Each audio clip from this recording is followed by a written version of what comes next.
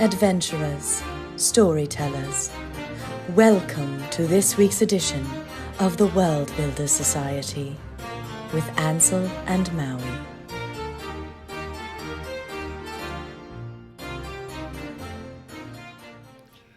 Oh, hello. Oh, hi. Welcome back to the running into you Worldbuilders here. Society. Yes, absolutely. I believe today is our second meeting. That's right. When will Verily. we three meet again? Yes. And today will be our first actual play based on the world that we built last week. So very excited about that. It's so cool to get to watch these come to fruition in this way, because usually it's just like me doing it by myself. So like knowing that you also know the inside of this is I don't know, there's something special about it. That there's a conspiratorial element. And I hope Yeah. that comes across for the people at home as well. I hope so. I hope so. Yeah. I will not be playing this. I will be behind the scenes running the OBS and facilitating for these lovely people. So, Ansel, you take it away from here. Have a good session, my friend. Excellent. Thank you very much, Maui. And with that, let us enter the enchanted wood, the special sun-dappled grove that is our setting for this evening. We are joining our heroes outside of the idyllic Fey community of Hope's Grove. And while that piece of information, that kernel of truth, remains within the minds of our characters, there is very little else that they may be reminded of from their lives before. They have been sent out into the woods, but they do not know why. And I think that we begin in a dream. Perhaps a dream unlike any other dream that any of you have ever had before. Because the Fae, when they dream reality into existence. When they are awake, they paint the buds of flowers. They place the leaves of trees. They encourage the growth of boughs. And when they sleep, they dream the stars.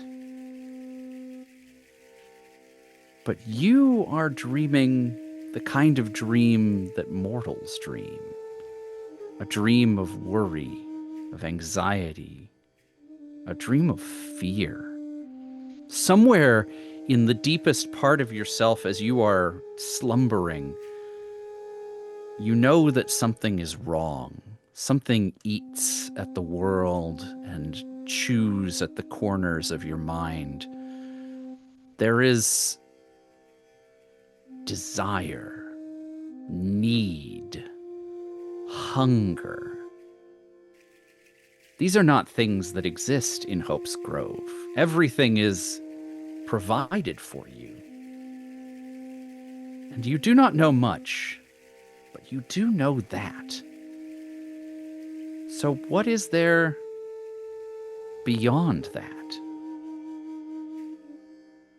And as you open your eyes, all you can think about is that need at the core of yourself, that want that drives you. And as you open your eyes, the three of you find yourselves in a copse of trees, surrounded by alders, and elms, maples, and birches. Every manner of tree that you could hope to find in this forest seems to be somewhere within your eye line. And you see your three friends, who I think you are just on the edge of remembering. So let us begin with a description. And we'll start actually by learning your human names so that our friends at home watching this as they go may know who you are and how to enjoy you. Um, let's start with your names are on the screen, but we'll go. You can introduce yourself a little bit and give us your pronouns, um, and then we will describe your characters as a second round of this. So let's start to my let's see, what is this over here? I don't know if I'm reversed or not. We'll start with Sadie, who's beside me. That's the important part. Hello, friends. I'm Sadie. If you hang out on this channel at all, you probably know me. Pronouns are they, them. Uh, Very excited to be here. I am in the chat as Audrey3, and let's friggin' go. Should I say anything about my character or no? Nah, we'll hold on that. We'll hold on Okay. that. All right, so let's go back down to the bottom corner and talk to Zach. I'm Zach, pronouns he, him. Um, I am also a semi-regular on the channel. The Zaxophone, or on Twitch, I'm the Octo Zach. In the Discord, I'm the Zaxophone. Um, and yeah, um, love you to, lovely to be here. Exciting. And finally, rounding us out, LJ. Who, me? The only Oh, one yeah. left? Never. Hi, I'm LJ, pronouns they, them. Also semi-regular on the channel. I'm LJbs in the chat. Um, Actor, singer, TTRPG enthusiast. And I'm very excited because this is my first time being one of Ansel's little playthings in the DM session. And I've been wanting to play in one of your worlds for a while, so I'm very excited to be here. Oh, well, I'm honored to be so well thought of. Hopefully, I can live up to those expectations. I am Ansel Birch, the indecisionist. I use he, him pronouns. I will be the indecisionist in the chat, as well as all of the NPCs this evening. And as one of those NPCs looks down upon you, what do they see, Larkspur Copes? Larkspur is a fit, spry, probably of undeterminate age, of as the Fae often are, but appears as probably in his later 20s. He has long, curly purple hair and wears sort of a mishmash of little crystals and uh, bits of woven leaves and uh, dyed bits of green leather that make up his accoutrement. Nothing is symmetrical, uh, nothing matches, but it all goes together in a very clear aesthetic. And he is quick to smile, with a twinkle in his eye, and has a sort of effervescence about him as he lays in the moss and looks up blinkingly at the strands of a willow that he finds himself underneath. And what then of Pinchtooth? Well, it depends on the person who's looking at Pinchtooth, because she is 1 and 3. She is the triad, the maiden, the mother, and the crone, and all of them are wearing a pure white robe with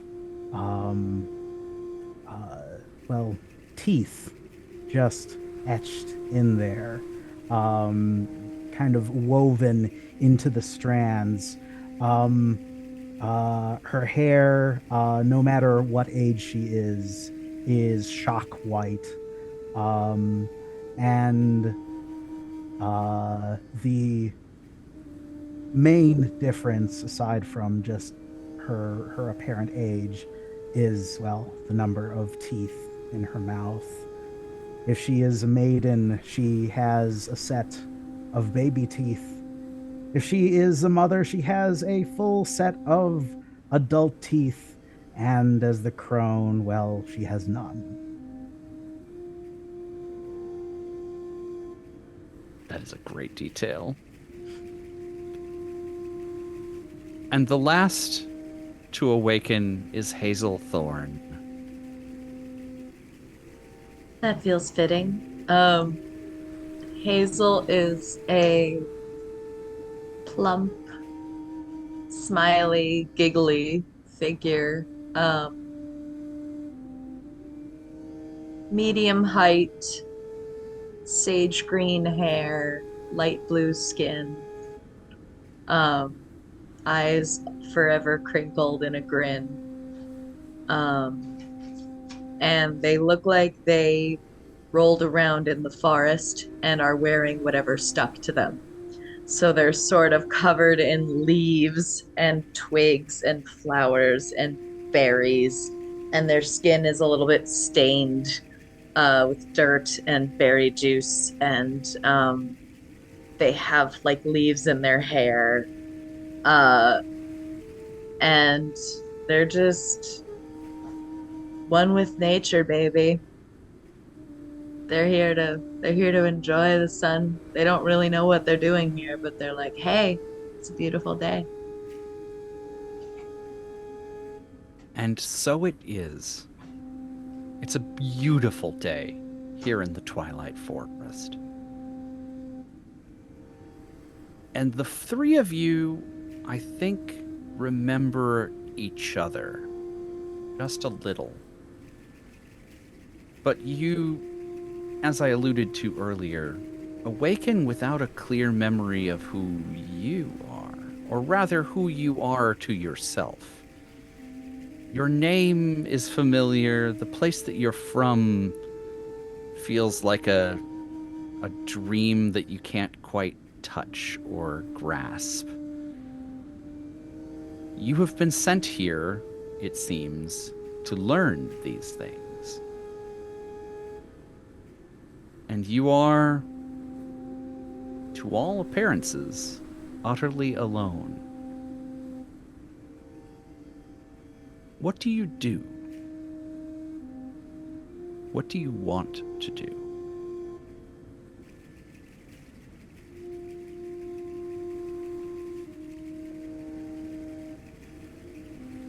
Larkspur stretches luxuriously. He's not sure where he was, but he's glad whatever that dream was over. As his world is generally untroubled by such things as anxiety or bad feelings. And I look around for any buttercups or honeysuckle that might be in the clearing, looking for a drink of the first morning's dew, as is his want. So he wants a drink. I would like for Larkspur, as you cast about yourself, as you think about what you want, I would like for you to roll your dice. This is going to be 4d6. Okay. If you get a 4 or if you get a 5 or a 6, that's going to be a positive. If you get a 3 or a 4, that's neutral. If you get a 1 or a 2, that's a negative result. Okay.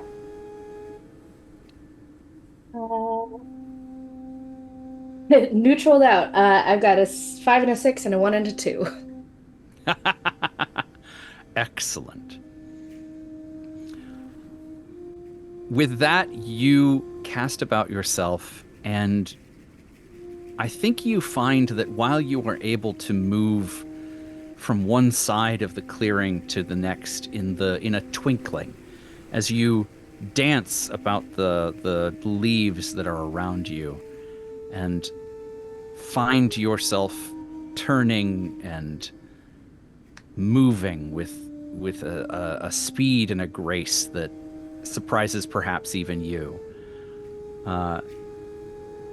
You cannot for all that you are, find a single buttercup filled with dew.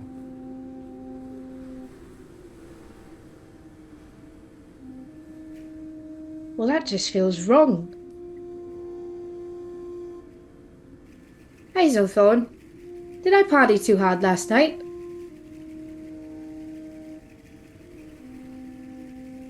Couldn't say. Do you remember last night? No. But usually when I can't remember last night, that's what that means. But you'd know at least. I feel like I would normally, but today, no. Pinchy, got any idea what's going on? Pinchtooth runs her tongue around the inside of her mouth and finds she has a full set of adult teeth. And so she lifts herself up to her full height, commanding, powerful. And she says, with just the ease of a woman who is in command of her destiny, I can't remember anything. Well, that's really bad. Right? It is odd. But it is a beautiful day.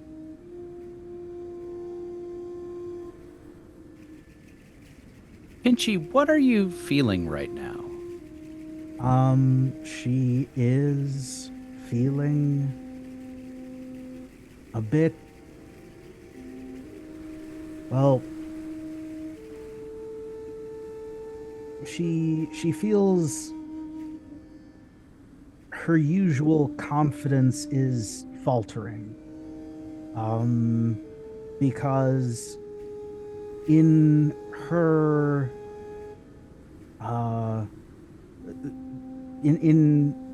in her current aspect, she rarely wants for an answer. She doesn't she isn't prone to forgetting things. And so she is just looking around, trying to find any kind of clue as to why she is out of sorts.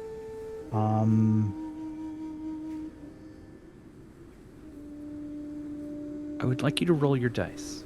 Okay.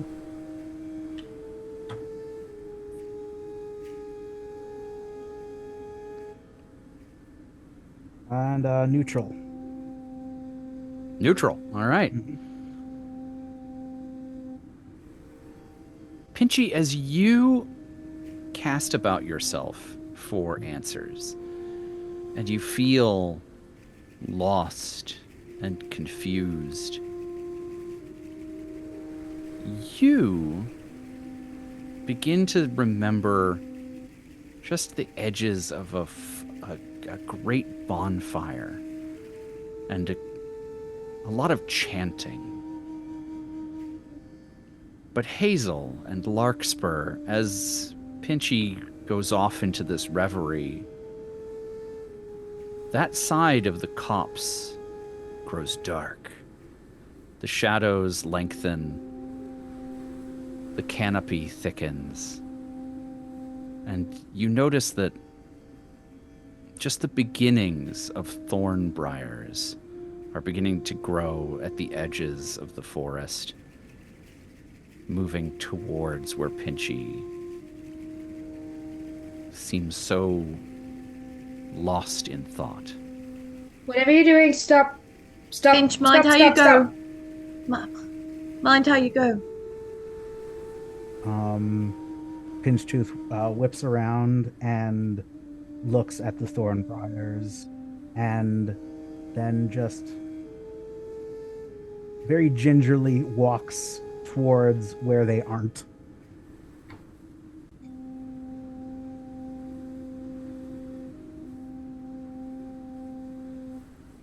I didn't like that one bit. No. Were you But doing that? not consciously. I was trying to think, and when I tried to think, I saw a fire, a bonfire, and then things got dark. So I wonder, is it me trying to access memory? Or is this happening spontaneously? Larkspur looks around. When she spoke about the fire versus thought about the fire, was there any effect?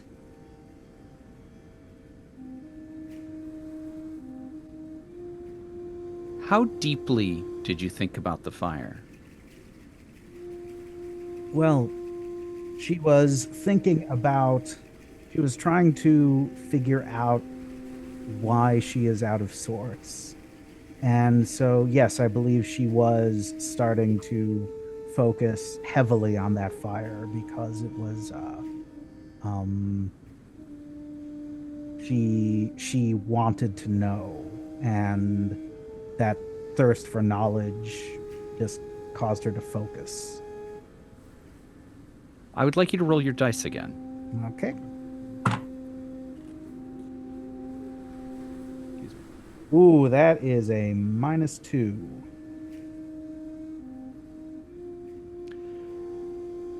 I don't think you notice any change at all.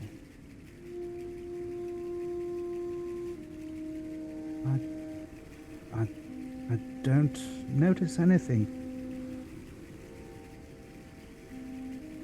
How does this make you feel, Larkspur?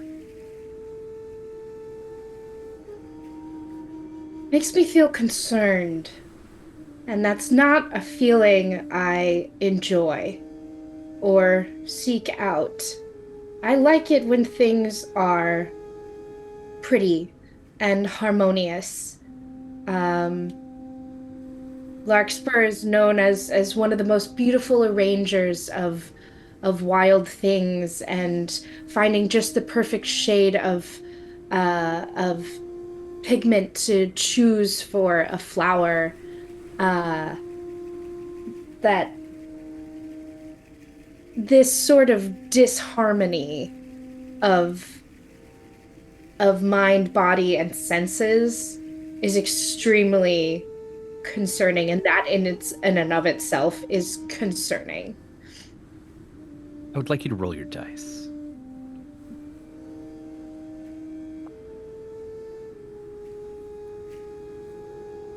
That's a +1. A +1. As your mind begins to focus in on this concern and the fear and uncertainty that is currently overtaking you, unbeknownst to you, Pinchy and Hazel can witness as the leaves and the undergrowth near your feet begin to blanch of their color, and the branches near your shoulders grow longer and sharper, reaching down towards your shoulders, as though they are just about to grasp a hold of you and pull you into the deeper parts of the forest.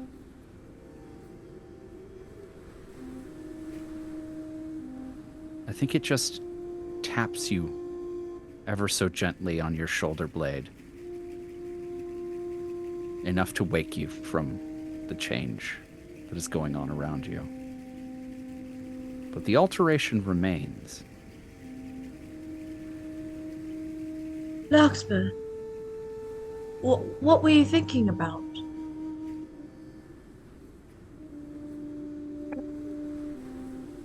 Wasn't so much a thing as a feeling that I don't like. Things make sense normally. It's very simple.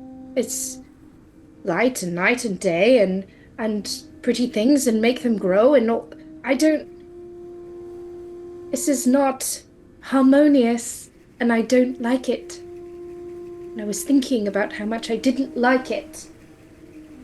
Oh God, they're so ugly.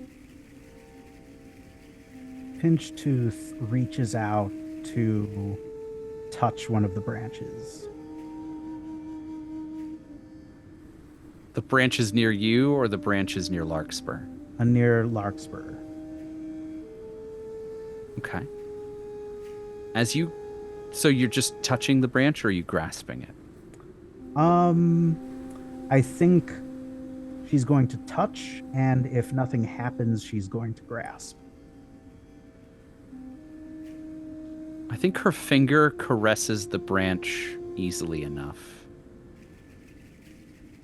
But as you grasp it, as though to take a wand, the branch begins to curl around your hand, as though it is wishing to pull you in, like a grown-up taking your hand at a fair, trying to lead you off towards the rides.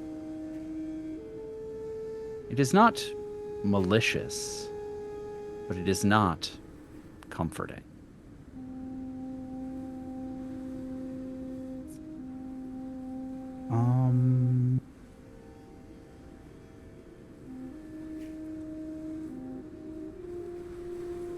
I think yes. This makes Pinchtooth feel like a child.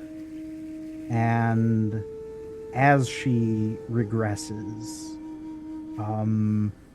her hand shrinks and she slips it out of the vine, or out of the branch, and cradles it and shrinks away from the branches. And she looks at the branches that were near her and shrinks away from them, and she's just kind of rooted in one spot, trying not to get too close to any of the strangeness. I think it is at this point that Hazel, you feel a draft on the back of your neck. Sort of a pulling of air past you. And then that draft becomes a great sniff. And then a cough. And you are surrounded suddenly by a cloud, a zephyr of pollen. Beautiful yellows and greens floating about you. And a voice from behind. Oh, the season is upon us again. Oh, is it not a bit early for such young fae to be amongst my copse? Oh, standing upon my roots and breathing in my air. I see that the uncertainty has taken some of you. Do not worry, young fae. You are in good hands. Well, good bows, anyway.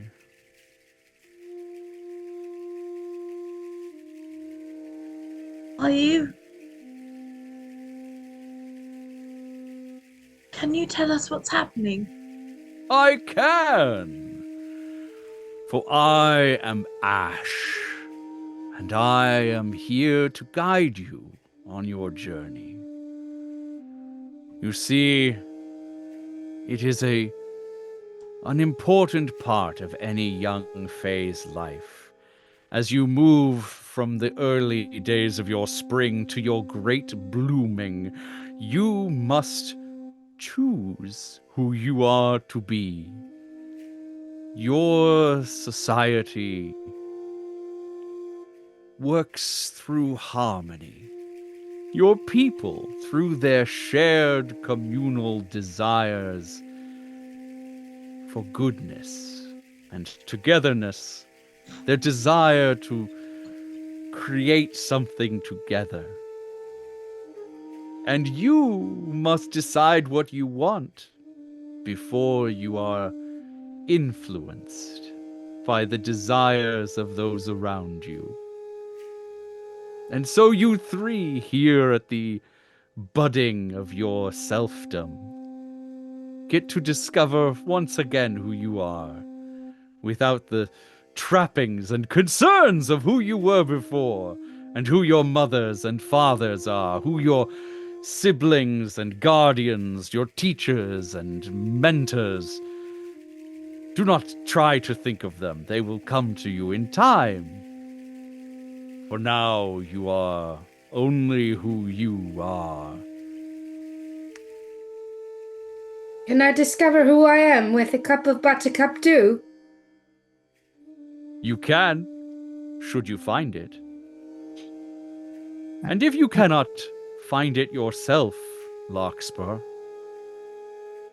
perhaps your friends can find it together with you. And so this happens to everyone. Everyone forgets. Every one of your people is subject to a forgetting and a rediscovery. And the nightmares, are they part Yes, of why that? are the branches attacking? That, I'm afraid, is not a part of the cycle.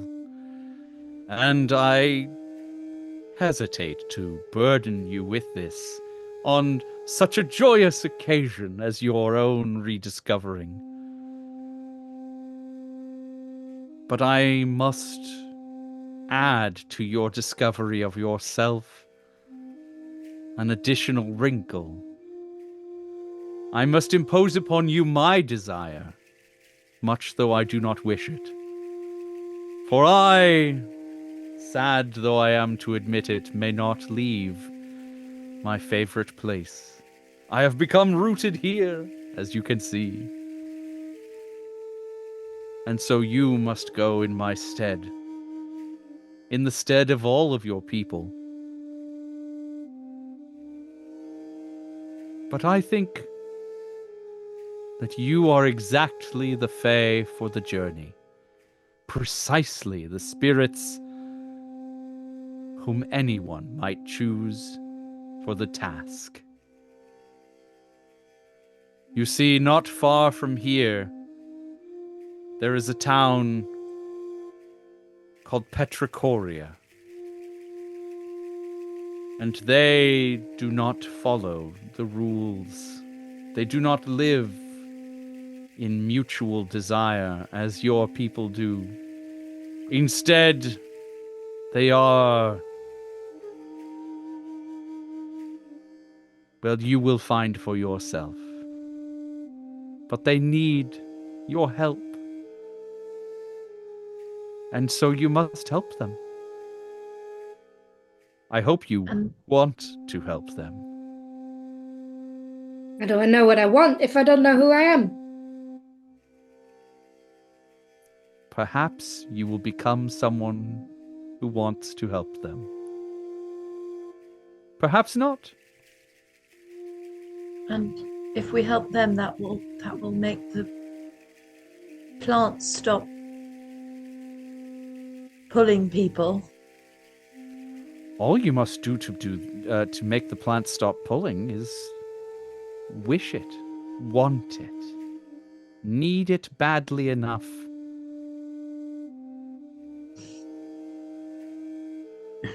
The will of a fairy is a mighty thing. Larkspur turns around and looks at the branches that tried to tap him on the shoulder. And he closes his eyes. And he takes a deep breath of the pollen-filled air and exhales as he focuses on his need for it to be beautiful again. And within that need, there is a need for there to be a buttercup filled with dew.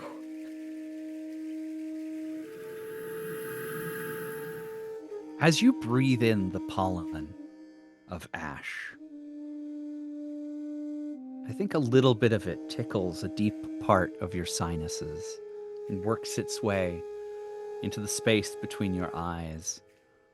And you have a choice. Is this the thing that you wish to make special?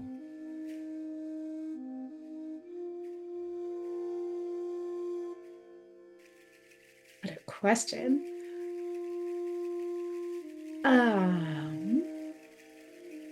Is this the thing that I wish to make special?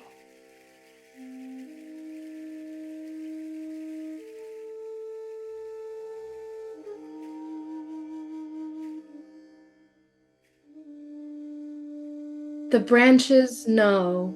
The buttercup, yes. I would like you to roll your dice and add a +2, because you can, as you recall, always find a buttercup. That is a +6. I rolled all pluses and I have a +2. As Larkspur's eyes close and open in just that briefest blinking, suddenly the ground of the copse is just a carpet of buttercups, each with a perfectly placed drop of dew waiting to fall into the open basin of the flower. You are spoiled for choice, all of you. And a beautiful yellow sunbeam breaks through the canopy to light the space. As he does always, Larkspur follows his eyes first and then closes them and simply follows his senses when it comes to flowers and reaches forward and plucks one of them from the ground. It is the most perfect buttercup you can remember. And he drinks the dew from it and inhales and feels at least some semblance of himself. And turns to the other two and says, "Well, to Petrichoria." Which way is it? You will find it, I believe, by following your desire to help. It is the way of your people, after all.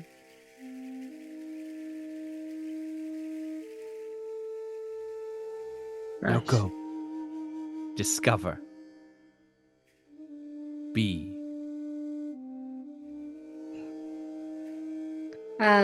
He tucks the buttercup into the belt of his outfit and holds a hand out each to, what is it? It's tooth, something tooth. Pinch tooth. Pinch tooth. Mhm. Just tooth person. Tooth person. Pinch yes. tooth. Toofs. Oh my god, why can't I think of anyone else? Hazel. Hazelthorn. Pinchtooth and Hazelthorn offers them each a hand, and then thinks better of it and offers them each an arm. Yes. Hazel takes it and I think stays quiet for a bit until we are, what, as best they can estimate, out of earshot of the tree.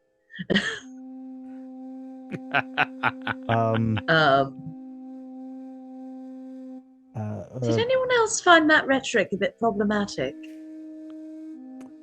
Pinchtooth, having been offered an arm instead of a hand, feels her dotage and feels that she's being cared for. And she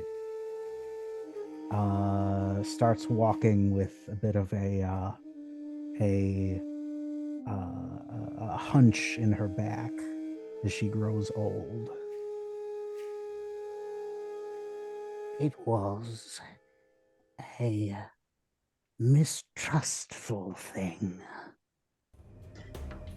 It just seems as though either he's lying or our people think they need to fix everyone else. I don't know if that seems right. Perhaps going to Petrichor and trying to help may give us some insight as to whether we like helping or whether we don't like helping. Yes. A very wise Pinchy. I just figure that wherever we're going is less creepy than that. And, True. well, I don't really remember what home is like, but I think I remember that I liked it. So I think I'd like I to do get too, back. but I don't know. I've got a bad feeling about this. It feels like some sort of bizarre supremacy setup, and I don't care for it. But anyway, if we can be of assistance, I do want to help. I want to. Not entirely sure to feel about an ash tree. Like a willow. Willow's a nice, friendly tree. Even a maple. Or birch. Birch is a nice, perky tree. Ash has always been Hazelwood. a bit squidgy around the edges. Bit harsh. You As seem you're walking, too you friendly to be hear an ash. a quiet ticking sound filtering through the forest. Do you hear that? Am I supposed to? It's like a It clock. sounds like time. Yes, it does, Pinchy. Can I try and look for see if I can follow the sound? Absolutely. As you follow the sound through the forest, as you uh, gently trip from branch to branch across the underbrush, leaving nary a footstep in your wake, you find yourself in the next open clearing. And this clearing has a darker cast than the one you were in before. It is almost entirely shaded by the by the leaves of the canopy above, giving the light here this distinctive green coloration. And all about you, draped and askew across the branches of the underbrush, are mechanical pieces. Mechanical pieces which, to your eye, Hazel, your careful eye, seem to be oddly familiar in form. Almost like body parts.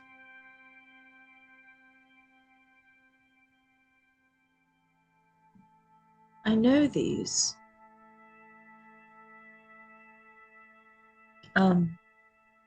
Can I try and assemble them? Absolutely. See if I can. Should I roll? What would you like to do first? Would you like to collect pieces, or would you like to just grasp the first few and see if you can make them go? I think I'd like to collect pieces and then assess. This plays to your strengths, Hazel. I would like you to roll as you carefully collect the pieces. And add a 4 to this. Wow.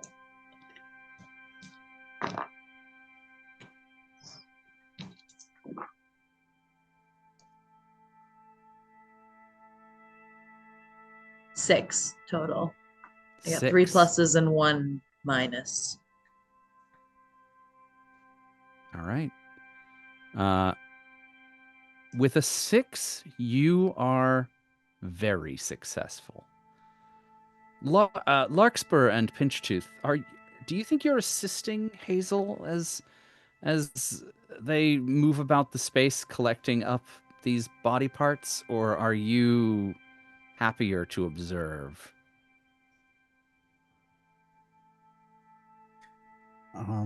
Pinchtooth is too old to help physically. But she is more than happy to backseat and give direction and just, oh, that one looks nice. That one looks like it goes with another one. Ooh, those two match. I love her. It's not upsetting at all. Ooh, what a lovely I'm patella. obsessed. I love. Actually, wait a minute. They're all body parts. I thought you meant they're like Mechanical metallic? though. Oh, they're mechanical. Right? Oh, yes. She then when she realizes this, she is compelled to search for teeth. She certainly Naturally. would be. Mm-hmm. Pinchy, I would love for you to search for teeth. Mm-hmm. How do you think you're searching? Are you looking carefully about the space? Are you trying to use some of your inherent magic? Are you being quick or forceful about it? Describe this.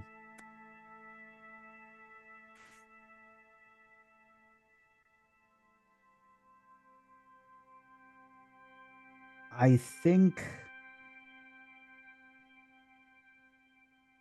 when it comes to loose teeth that are not in a mouth, she is not terribly careful. She just has her need, and because they are unattended, she has no reason to bargain for them.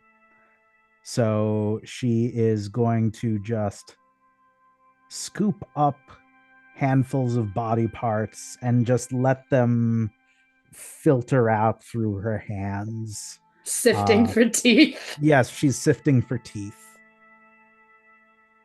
All the Terry Pratchett fans out there, Hogfather all over this bitch.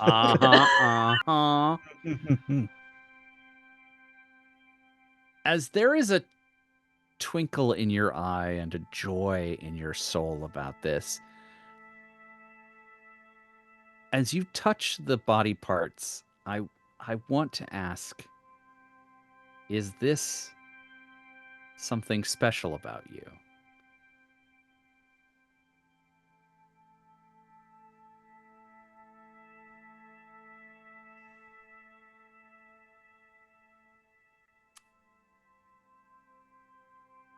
Sifting through the body parts. Specifically looking for teeth. It is definitely, looking for teeth is definitely something special about her. Yes. Then we will add an additional 2 to this. Okay. All right. Oh, that's +2. So 4. With the bonus? Yes. Okay. 4 total. So Or plus 4 2. total. Yeah. 4 total. Gotcha. Excellent. And you did this fairly forcefully. I'm going to say that your result is also a 6, similar to Hazel's just a moment ago. As you dig through the body parts that are being collected and sift for teeth, I think you begin to notice that each of these individual bits, as they are being collected,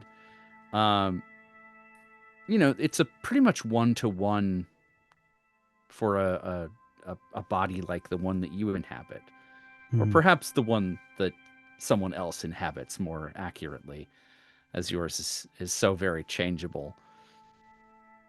And as you pick out the teeth from the pile, you are finding that you have exactly the right number of teeth. And furthermore, you have exactly the right number of mandibles and exactly the right number of humeruses, and these are perhaps not all as exposed as one another, but as you are sifting through, everything is in its correct number. Save for one thing. There are 2 hearts in this pile.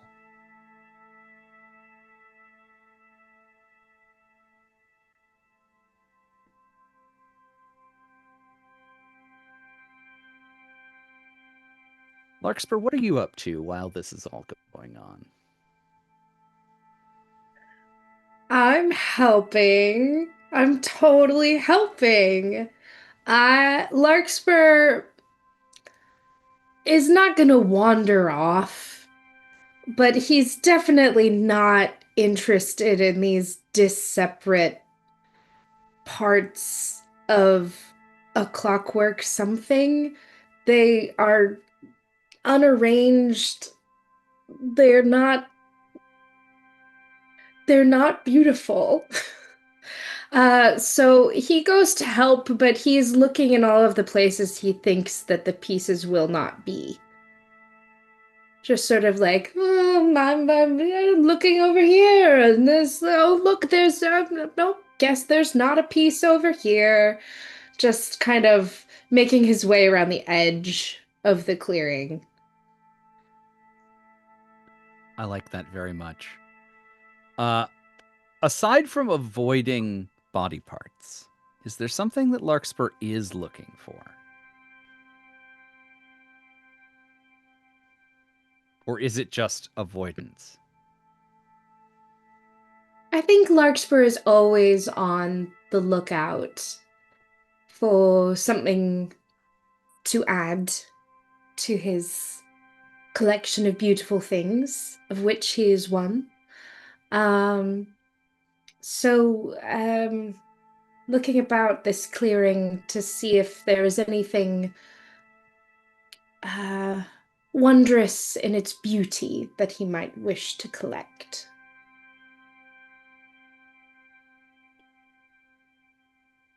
Larkspur, I think as you dart about the space, your quick eye helps you check all the little nooks and crannies. So let's add a 4 to the roll that you're about to make.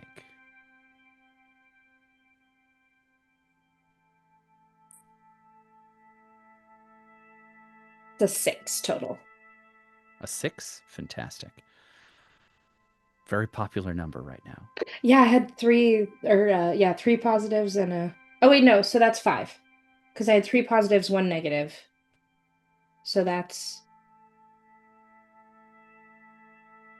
No, because I had 4. Yeah. So 6. Yes, sorry. Math. So yes.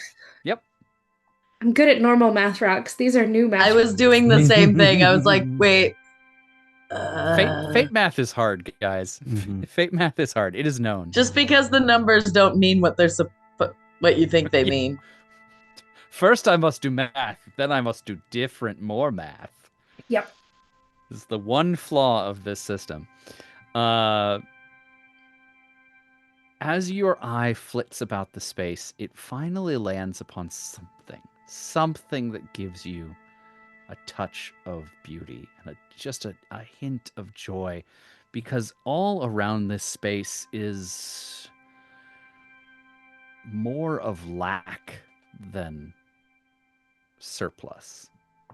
The branches of this place, the plants, they want for water, they want for light, they want for some insectivore to come by and leave behind some hint of fertilizer.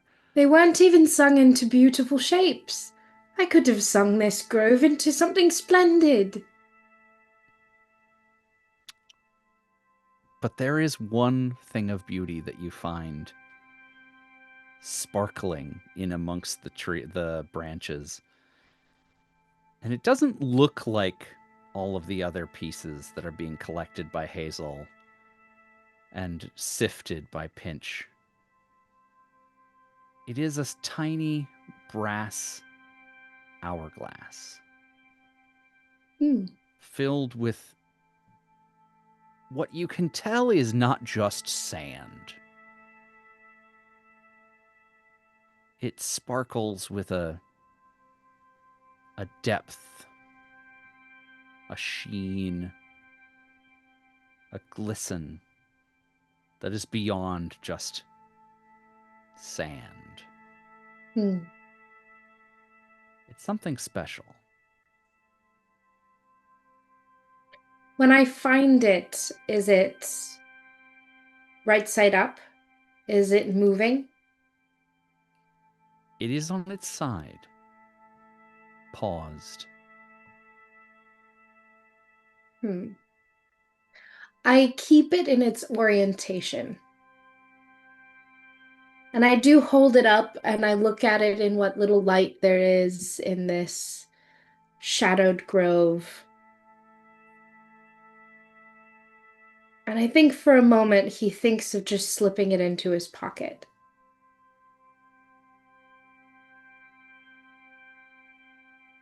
But then he thinks of how alone that would make him feel in an already unknown circumstance. And he thinks that feeling good is better than having something pretty. And he makes his way over to Hazel and Pinch. Says, well, while you were mucking about with your little bits of body, I found something wondrous. And shows them the little hourglass. Oh. I've got the body almost entirely assembled. That's very nice. And I found a new set of teeth. And she smiles, and all of the teeth are inserted in her mouth. I know we're not Hazel... using D20s, but I'm going to roll for something really quick. Constitution save. Zach, I'd like for you to give yourself a fate point. Okay. Let's see. How should I track this? For a moment, it looks as though worry, Larkspur is going to let the hourglass fall from his grasp as he beholds the new and, I'm assuming, differently colored teeth, but does keep his hands on it. Oh, well, she was all gums. Yeah, before. no. Oh, because she's old now. Yep. Yes. But these are like also they're teeth. like stabbed into her. They are stabbed in, but oddly enough, they fit completely. Weirdly comfortable. Perfectly. Yeah. And mm-hmm. Wow. I think Hazel genuinely appreciates all phases of life, including death, and thinks that you've made a beautiful work of art. Like, genuinely is looking and it's like, wow. Pinchy, you're brilliant. Waste not, want not, after all. Oh, yes. I hope they don't disappear like the last set. Oh, I had a previous set. I remembered something. Good on you, Pinchy. Beautiful. This body that I've more or less assembled, Mm-hmm. it is mechanical. It's not organic in nature. It is in a liminal space between the two. The more you get it together, the more natural it seems. As the pieces assemble and find their homes, there is a naturalness that sort of evolves out of the mechanical in that strange place between physics and biology.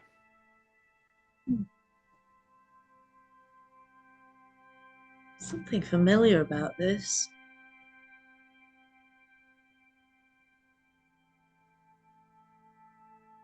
Is the ticking still going? Oh, yeah. Can we hear it coming from any place Either in of the particular? hearts. Yeah. Either of the hearts. The ticking does not come from the hearts. It seems to be the entire grove just echoing with this ticking.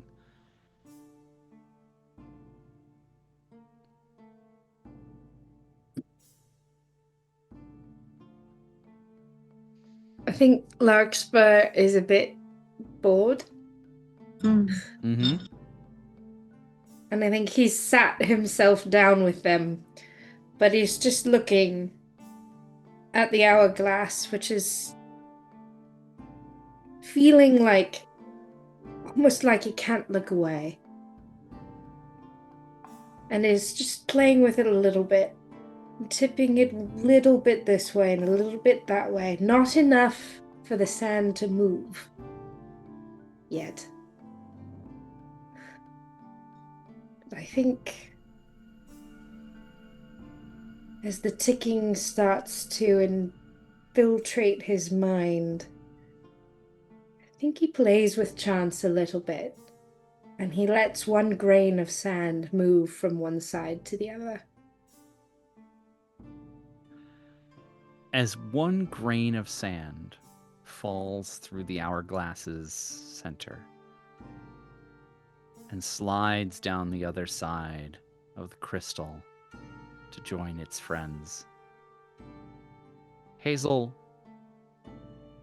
the body you are working on suddenly shudders to life.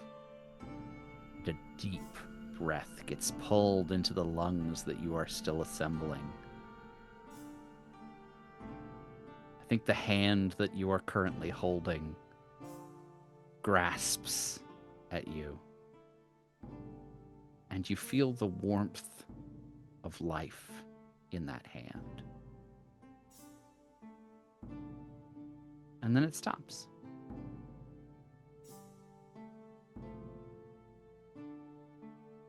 He does it again. It happens again. Well, isn't that something? What? Do you think you should turn it all the way? Well, I think If you you should put do, the he's parts going to back. want his teeth back. Right. Yes, Pinchy, but I if think you've got a little something to play with, then perhaps you might, be one of your other ewes that has teeth of their own. I don't have control over that. Something tells me if there's a little toy to play with, we might see her little teeth ship come out. Oh, Um, I'm too old for little playthings like. Is it back together, Hazel? Have you finished? Hazel's in laser focus trying to get everything back in place at this Hazel, point. go ahead and 'cause, roll your dice for me. Okay. Sounds like a phone.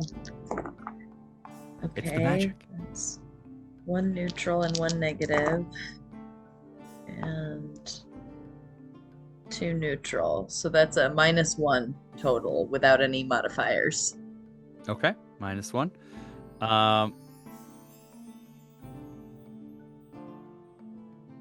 And you're trying to do this quickly.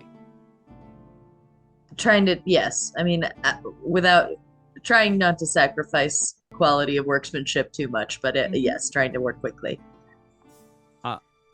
Then I think your result is a 2. Your ultimate result. Okay. And that's okay. You're not doing an amazing job, but you're doing an all right job. The pieces come together. They fit with some authority. You can tell what goes where. Just in time for Larkspur to turn the rest of the sand through its hourglass. He continued to argue with Pinched Teeth about her younger self. And then I think as soon as he sees that Hazelthorn is finished, just goes, playtime, and he turns it up on its end. I don't want to play. I don't want to. I am perfectly fine as is. I don't want to. And she stomps her foot, and suddenly she feels very, very little, very small. And all of the mechanical teeth fall out of her mouth as little baby teeth poke through. And she cups them in her hands and just kind of like clutches them to her breast, like, no. Hazel, I have a very important question. What did you do with the extra heart? The extra heart. I think I'm still just holding it in my hand. I think I'm still just holding it in my hand. Oh, sorry. Oh, no. Oh, dear. What just happened? An echo. I didn't know if it was me. I was like... Am I having a stroke? Time, it's gonna miss. The recent past comes back to haunt us. Yes, I'm holding it in my hand and I'm watching it for any sign of anything. As the mechanical being takes its first breath and blinks its eyes open in your lap, the heart in your hand begins to beat. And the heart in its chest you can see beating against the skin that you so carefully placed over the chest. You can see the eyelids that you laced on flutter open.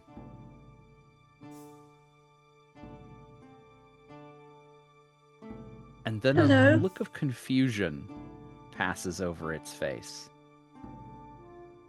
as the skin begins to look more and more lifelike. Wait, who are you? I'm Hazel. I'm here to help. But you're not my prince. Your prince? My prince. Were you expecting... And then he looks at the heart in your hand, and he reaches out to take it from you.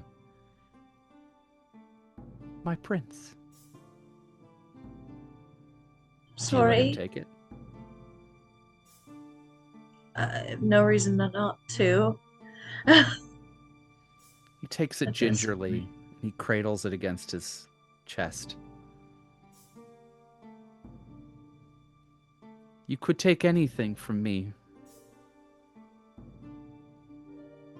But him he took of his own volition, I suppose. What am I doing here? Don't know. Sorry. Who took him?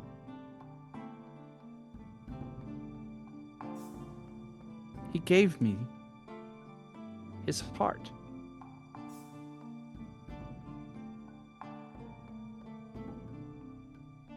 And he sent me away. And now I know not where I am. You were all to pieces, and she put you back together, looking a bit more peachy now. And then I turned this thing here, and it sort of turned you on. Not in that way, just, gave you life again. Of course. Of course. How- You seen this It's been before? out of time. I suppose we were always destined to be out of time. Out of As the time. seasons change and follow their cycles. Have you ever heard of Petrichoria? Of course I have. 'Twas there we met.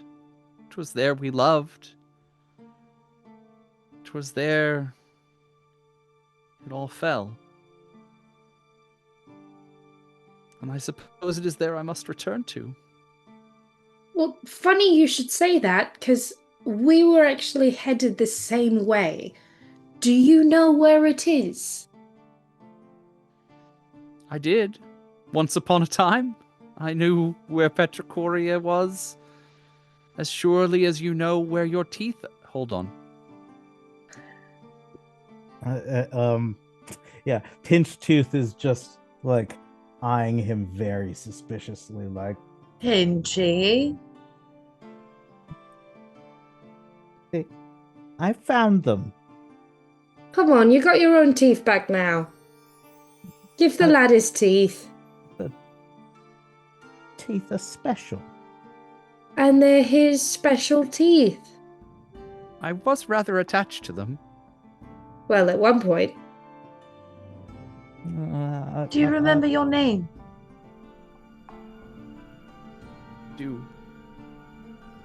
I'm Ardle. Ardle. I suppose if these do belong to him, then I can't take them without giving something in return. Could I offer you something for these teeth? What would you offer? Pinch Tooth.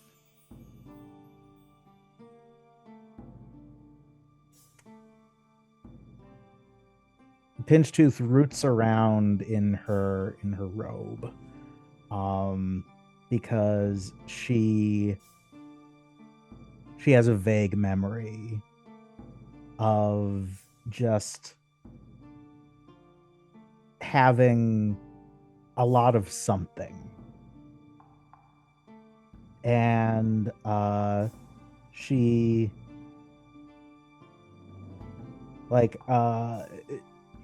she finds in pockets.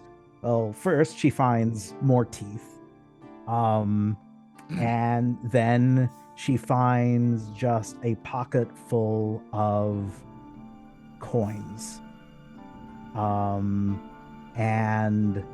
she's like, oh. And she grabs one coin for each tooth and holds them out.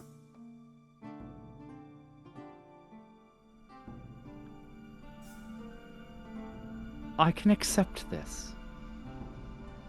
And he holds out his hands and he receives the coins in two cupped hands. Mm-hmm. And he closes his hands and he smiles a little bit. And as his lips part just enough to show where his teeth would be, you see a glint of gold.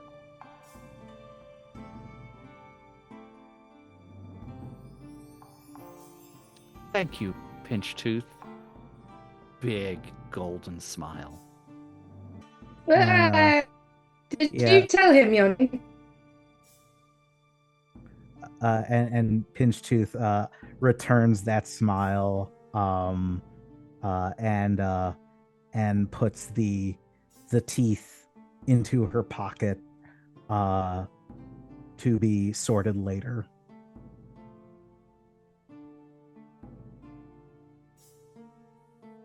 Excellent. Mm-hmm.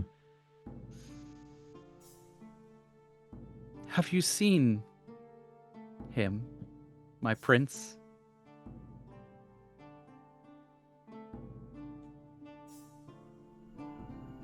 Is he well?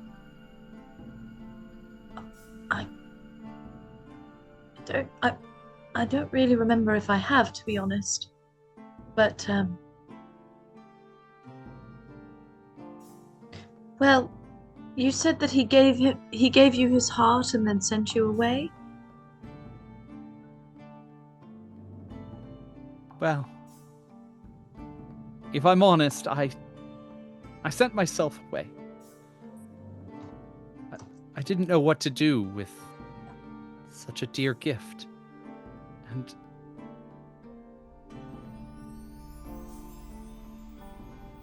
I lost myself a little bit in not knowing if I was worthy, not knowing if I was taking advantage of his kindness, and perhaps he was wrong about me and thought I was better than I am. Who am I to hold the heart of a prince, to carry it with me, to know its power? You are the one to whom it was given. Freely. I have a question, mister. Hazel put you together, and you were laying around in pots, and Hazel put you together, and there were two hearts. So, if Hazel put the other heart in you, would you be the prince?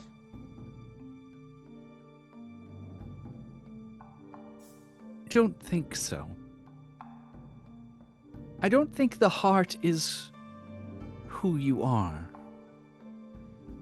so much as the heart is your vessel to fill with love.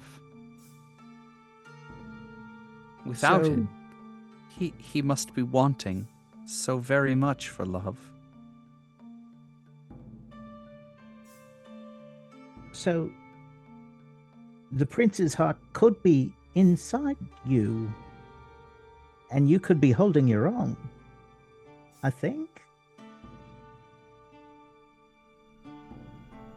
I suppose that's true. I don't Our really hearts were know so much. similar. I don't know much about hearts. The only thing I know about human bodies is teeth, or humanoid, fae, something. I'm a tooth person. I've got a question for you, Ardle. Now, this prince, you loved him, yeah? Of course. All right. Then I'm assuming by transitive properties of relationships and all that, you trusted him, right? I did. Well, then it stands to reason to me that thinking yourself unworthy of his art means you're not trusting his judgment. He judged you worthy. He chose where to give his heart. And, well, if he gave it to you and you trust him, then you got to trust that maybe he sees you clearly, more clearly than you see yourself.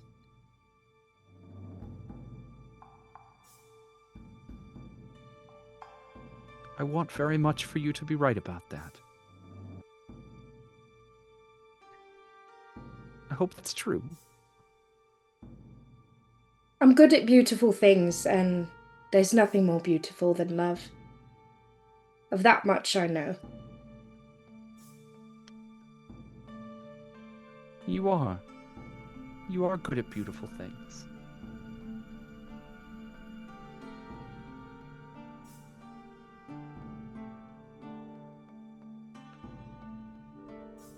So, what do we do from here? Will you help me find him?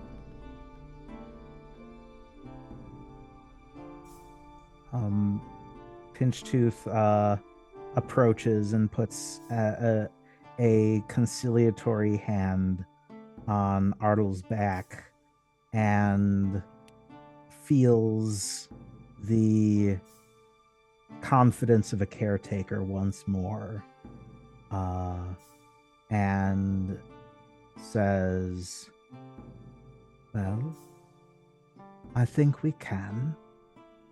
But first, do you remember what he looked like?" Better than I remember myself. His eye had a twinkle, which I swear to you was a bit of snow. His cheek had a rose of warmth, though his skin was so light, as though it was almost blue. His hair crisped at the edges where the cold met the air, and his smile could crack the deepest frost.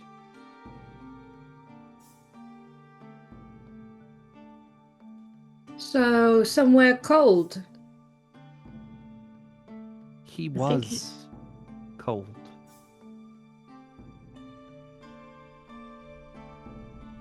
I I think Hazel closes hesitate their eyes. to say, but he was the Prince of Winter. And here we are stuck between spring and summer. No wonder you can't find him.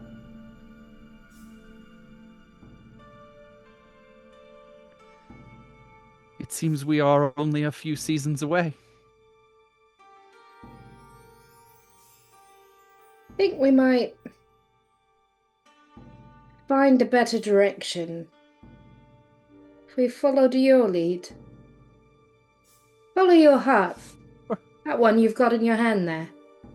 It might lead us to Petrichoria. Perhaps so. I think you're right. I think as it gets closer, it will almost certainly get colder, won't it? Yeah. Stands to reason. Well, come along. And he dashes off into the forest at high speed. Does not wait for you.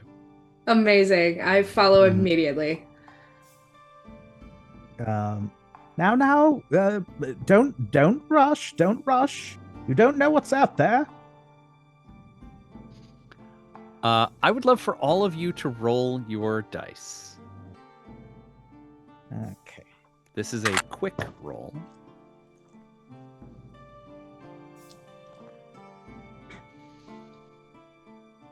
Two. A 2 for Hazel.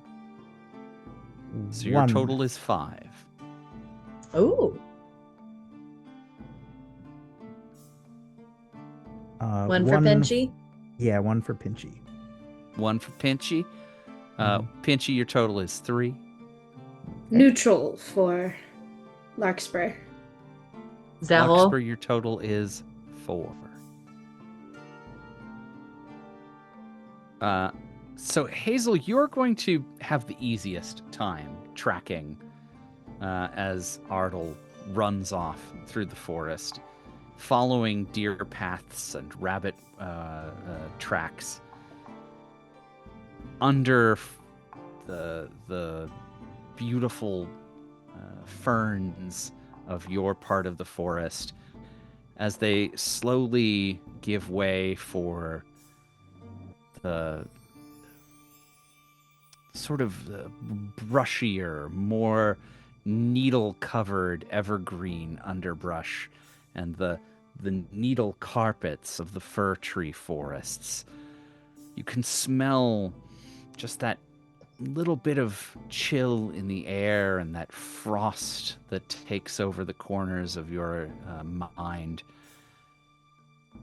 And then there is a scent that overpowers all of it. A scent that is, in many ways, the most beautiful because it is the most necessary. The scent of earth after the rain.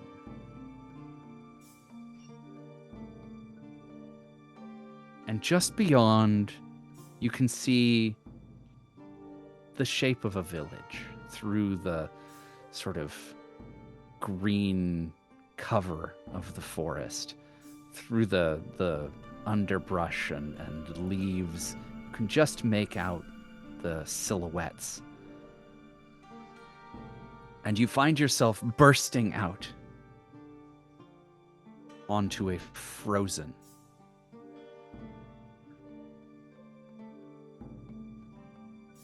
terrifying scene. Hazel, I would like for you to roll me one more quick roll. Absolutely. So you're going to be adding 3 to this, you know that. Okay. 6. 6. Excellent.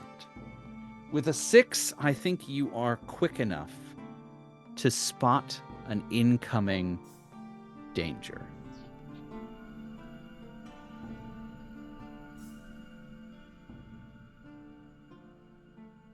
Up ahead of you, you see what looks like a small child.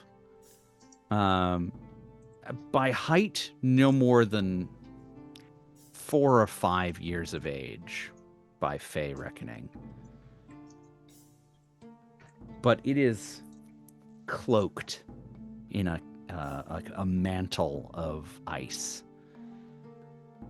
And as you pop out of the forest underbrush, it turns and regards you with its gaze. And it reaches with its little hand, and you can just, on the edges of your consciousness, feel its sticky little toddler fingers. But you are quick enough to pull your head away and divert your gaze from this strange being as Larkspur and Pinchtooth arrive behind you. What do you do, Hazel? Do you warn them? Yes. Watch as you go. There's something here.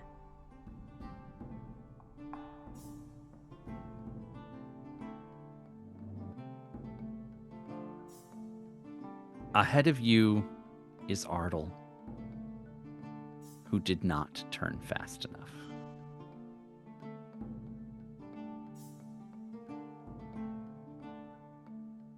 He is just a little bit stuck in place. You can see the frost beginning to form around his shoes. And he turns to you and he says, I'm sorry, I didn't realize that this is it. This is the town. As he pulls his feet away from the frost.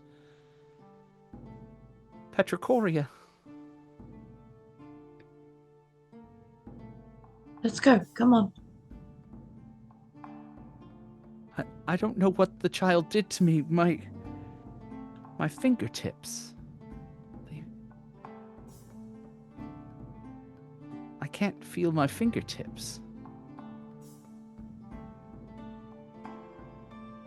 Can I try and warm them? Yeah, absolutely.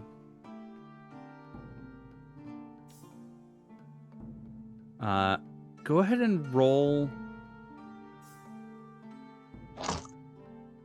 This feels like something you would do carefully.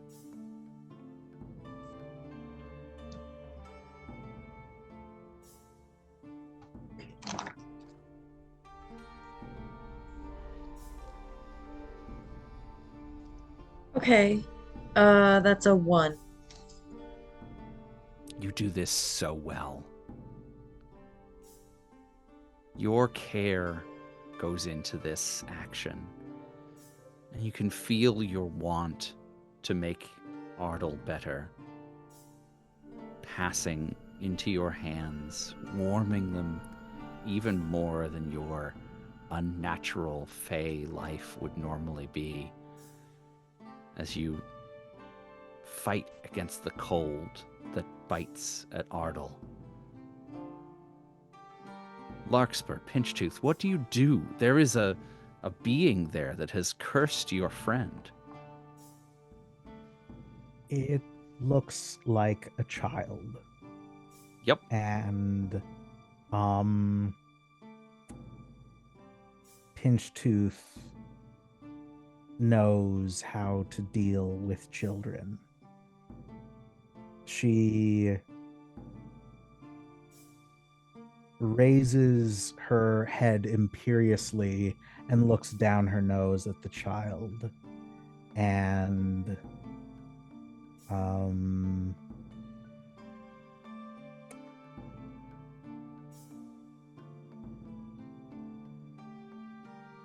asks it, "What do you think you are doing?"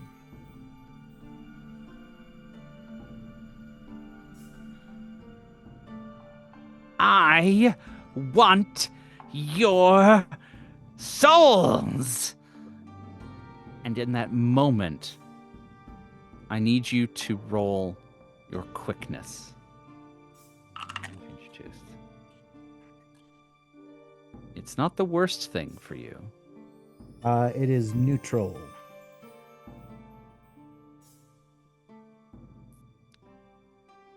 You are not quick enough to avoid the eye of the creature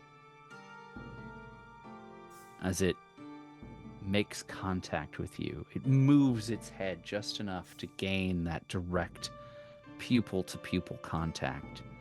And you see into the spirit of this creature, and its pupils are shaped like snowflakes. You feel the cold begin to invade your fingertips and toes. And you can feel the frost beginning to hold your feet to the ground. I want you to be a part of my town. It's my town, after all. How close is it? I'm going to say you just came out of the forest, so we're probably talking 20 yards. How close is the child? I mean, Yeah, about 20 yards from the child. 20 yards.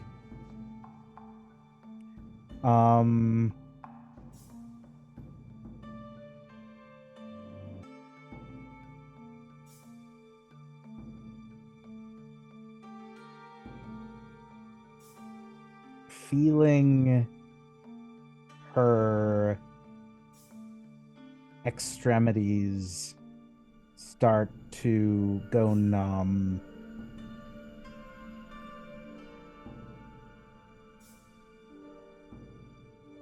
Pinchtooth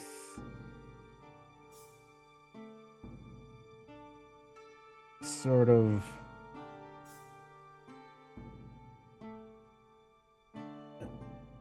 realizes there's only one thing she can rely on, and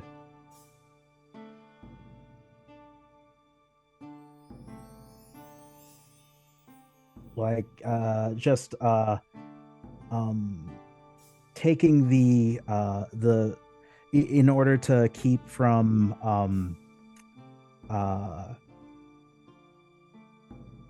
falling over, or to lessen the load on her numbed feet, she goes down to all fours and straight up gallops over to this child and tries to bite at his neck. Hell yeah. Pinchtooth, I would love for you to choose. Are you doing this forcefully, quickly, or is this all a show, or is this a demonstration of intimidation?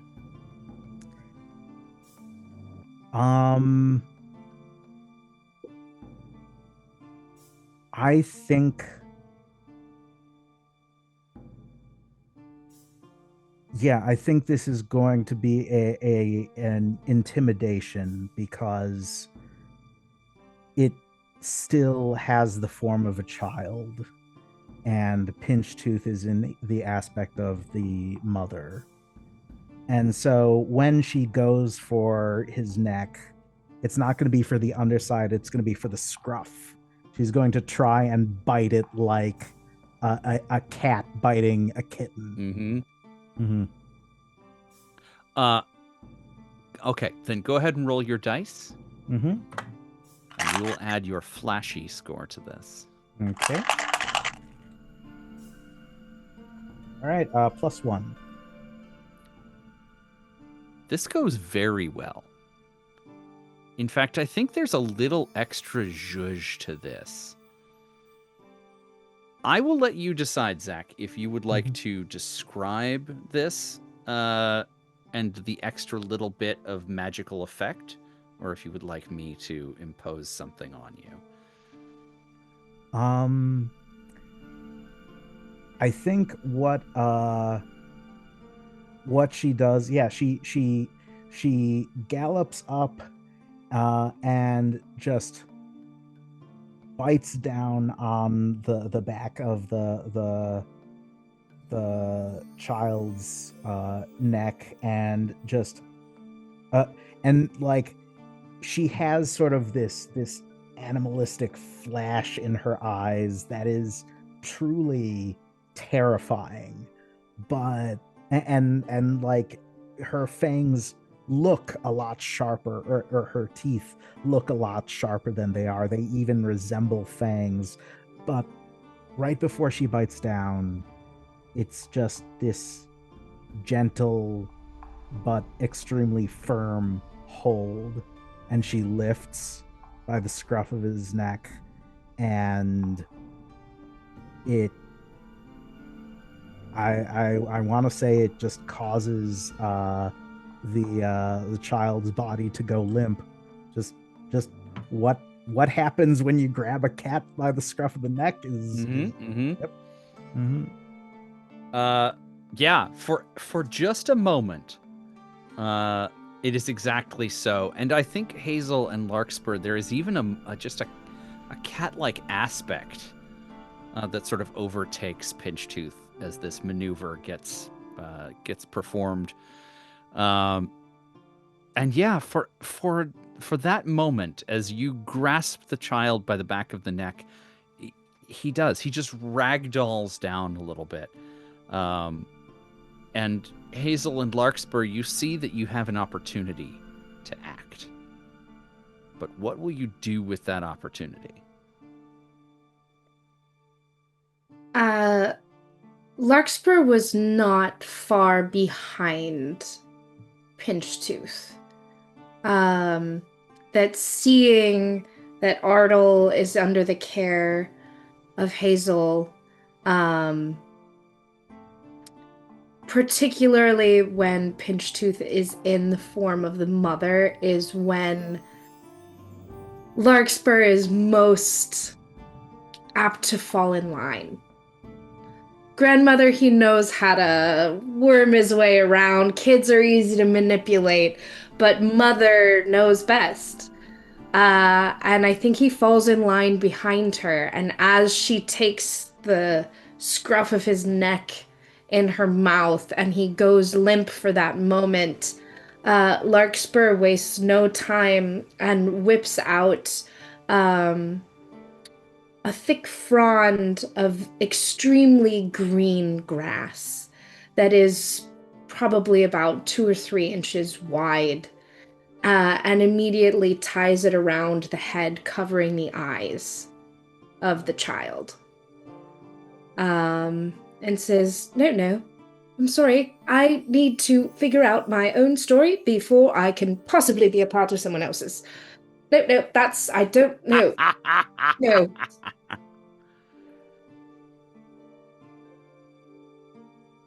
And if it seems prudent, would pull a wind of ivy and bind the hands. I like this. I am not going to require a roll for that. I think that is something you can just do. That is phenomenal. Hazel, what are you up to?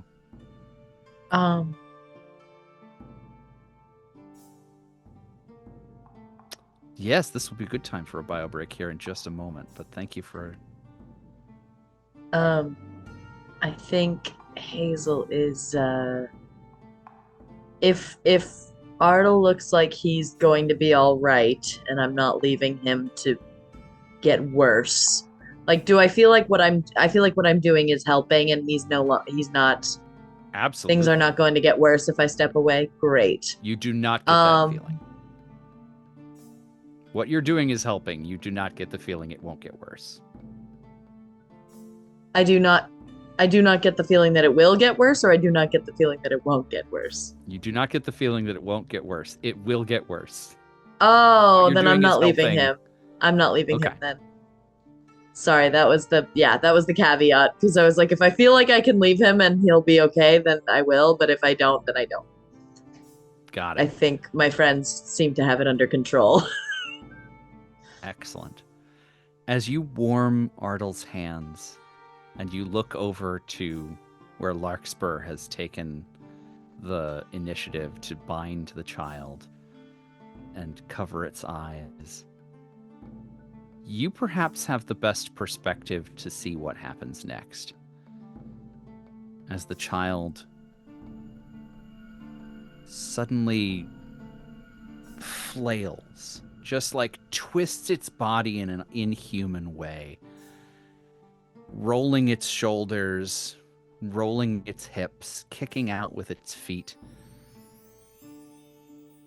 I've already lost so much. Why would you take thy sight? Why would you take my agency? Why would you take everything from me? Why would you try to take my friend's souls? Yeah, fair.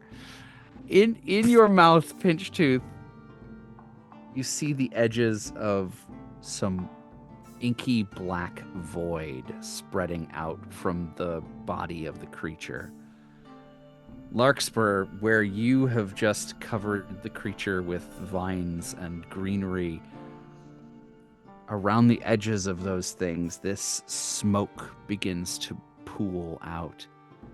And Hazel, from your perspective, you get to watch as this inky darkness, like ink in a puddle of water, spreading out with feathered fronds and swirls, begins to pool around your friends and envelop the child, growing out from that center, becoming a mighty mass of roiling darkness in which Pinchtooth and Larkspur are already consumed. And that is where we will take our bio break.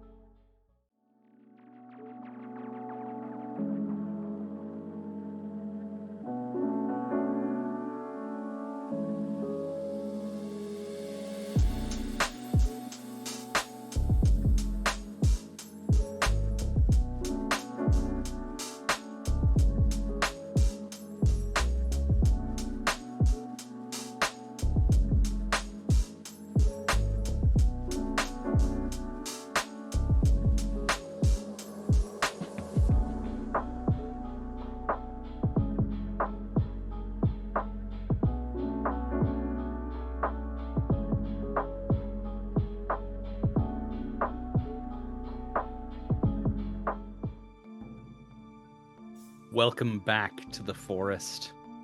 Just outside of the forest, more truthfully, in the town of Petrichoria, where you have found a small boy, touched by frost, it seems, who wanted so badly.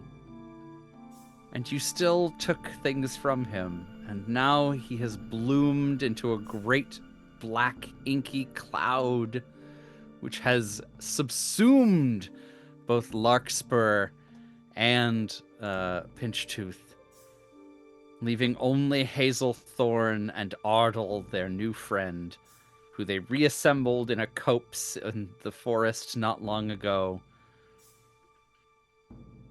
to do something about the situation. And so we rejoin our heroes. What are you gonna do?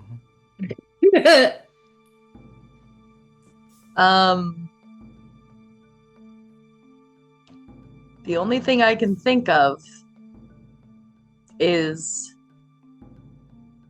I'm going to reach into the darkness and look for my friends.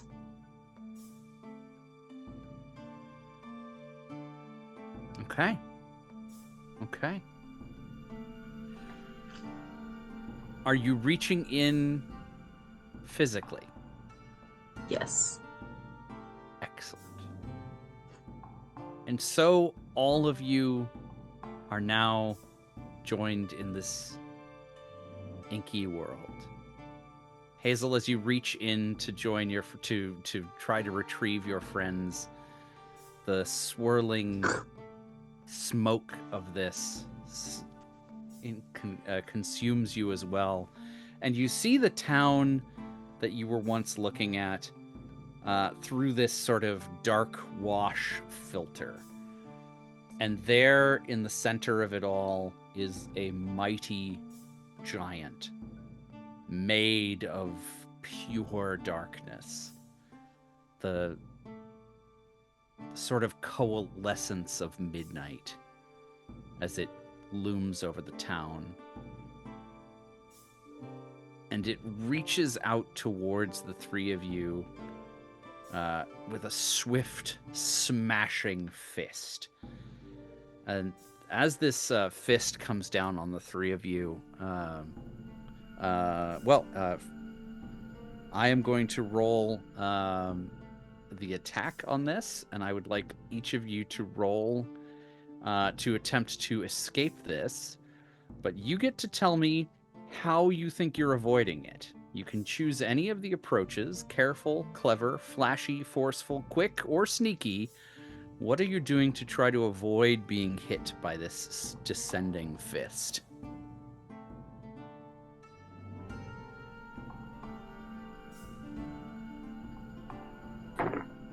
And you don't need to remember the categories. I will apply whatever you say to one of the categories. Is it apparent that this fist, this giant, and the boy are one and the same? I think for you, the three of you, being as you are, Faye, it is clear that these are connected things and therefore a part of a whole, even if it doesn't logically track that one would be the same. They are all part of the same force, if that makes sense. I rolled a total of 1. 1, okay. And Without any modifiers. What are you trying to do in this approach? I think I'm trying to be quick. Okay. I think I'm just trying to get out of the way.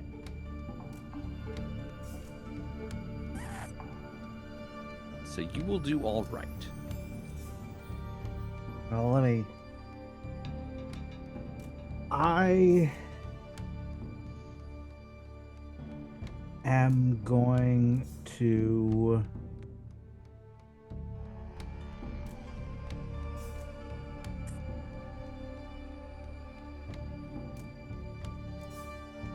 deny the fist. because it has already taken something of mine, and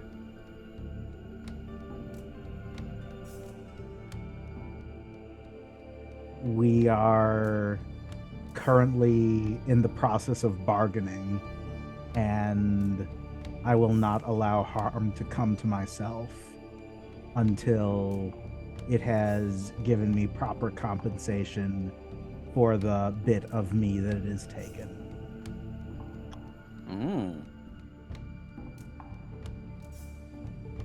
Oh, I like that.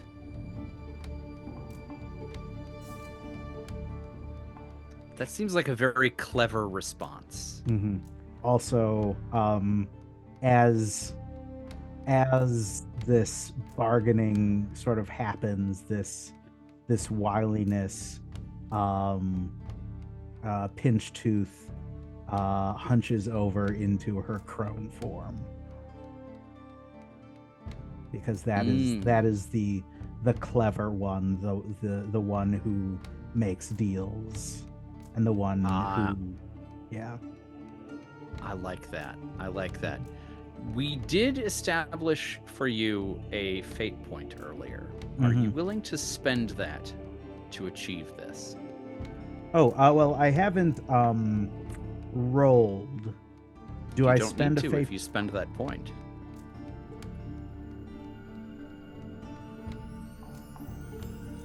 Will I be able to bargain collectively if I spend the fate point? Absolutely. Then I will spend the fate point. All right. Your aspect, your high concept, is that you are all three, maiden, mother, and crone. And so as you take on the aspect of the crone, as you use the power to gain the upper hand in this moment, and you put a little bit of fate into it, you call upon that aspect to give you success in this moment. So what is it about the crone that is able to deny this child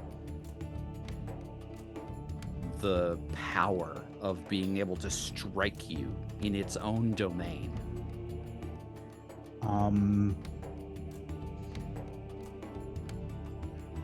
It is the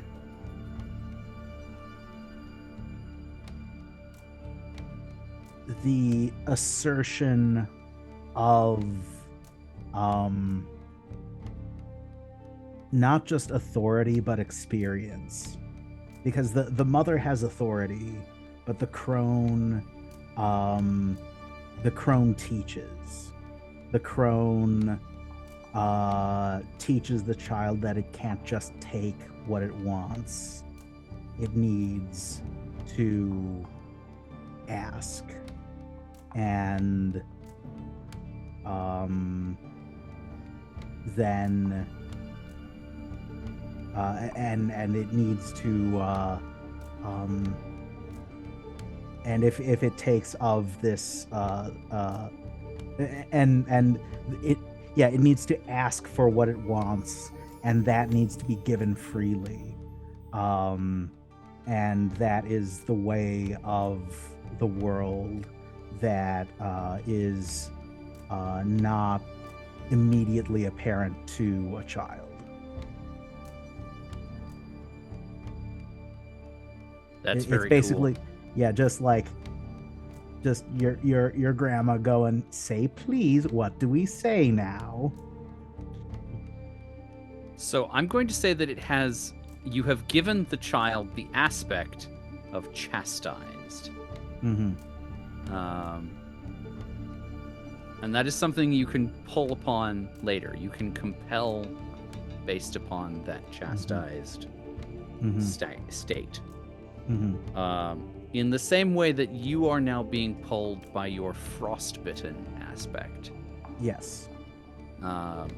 So I would like you to mark your first harm. Okay. Are you stress? tracking that? Sorry, stress. So you have a total of 6 stress that you can take. Okay. Actually, I will mark it for you. Don't worry. I have a whole Okay. spreadsheet.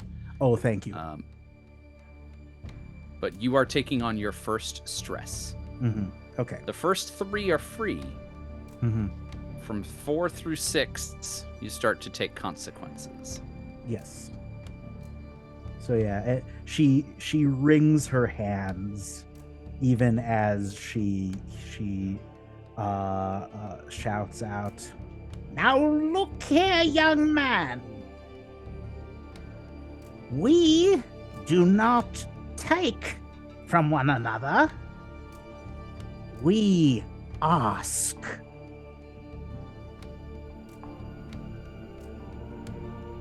The creature screeches an unearthly, high-pitched squeal in response, but it is unable to strike at the 3 of you.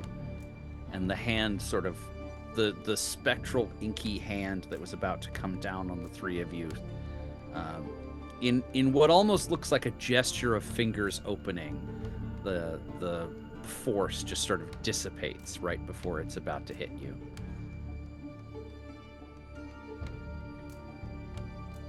And so you Now. said we're in an inky part of the town, basically, like an inky version of it, like a shadow. Upside down. Yeah, like Kinda like vibes. an inky. Yeah, absolutely. Okay. I think more accurately, you are seeing the town through the lens of the ink.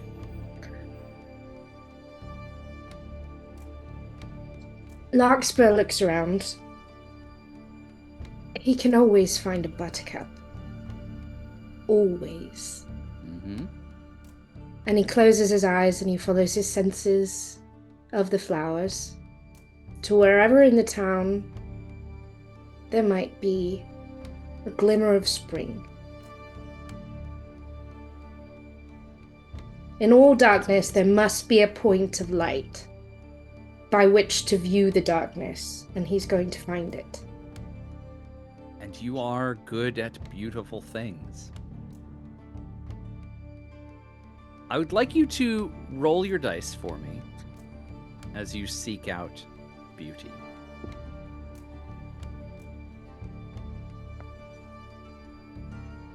Man, I keep rolling neutrals.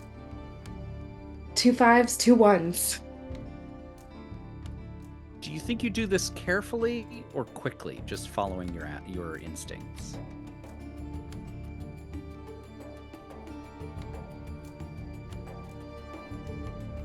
I think his instincts in this manner are precise. So I think it is a careful step. It is not a rush to wherever he thinks it might be. He's following his senses. And to do that, one must listen to them quite carefully. Then I think, narratively speaking, this takes a few moments, a few breaths more than you would have normally invested in this. But luckily, Pinchtooth has given you the opening, has given you the time to do this properly. And as you carefully make your way through the town, through the sort of dark wash version of reality, you find at the edge of a house, near the downspout, there is growing a beautiful white flower. One of the first flowers to bloom as the frost recedes. There you are. And this single bloom stands out to you as a stark contrast to the ink wash world around you. And you can feel that it is more precious because it is warm. There is something to the touch of it that reminds you of the coming spring. I sing to it. That's beautiful. Give yourself a fate point. That's fantastic. Well, I will give you a fate point, but know you've got one.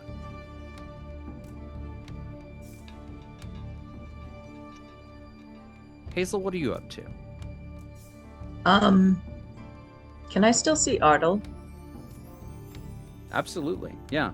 He is through this sort of ink wash, but you can see him. I want to go to him and do a quick check on him, but mainly see if he's still holding the heart and how it's doing. As you look at the heart in his frost-tipped fingers, you can see that frost has spread across the heart, and the beating is slowed by the rime that covers its surface. He's beginning to frost just at the apples of his cheeks and the edges of his hair. I put a hand on his cheek. I say, Ardle, I'm sorry I had to walk away from you, but I think I can help now. And I take the heart and I hold it close to my chest, try to keep it warm. And I walk toward the giant.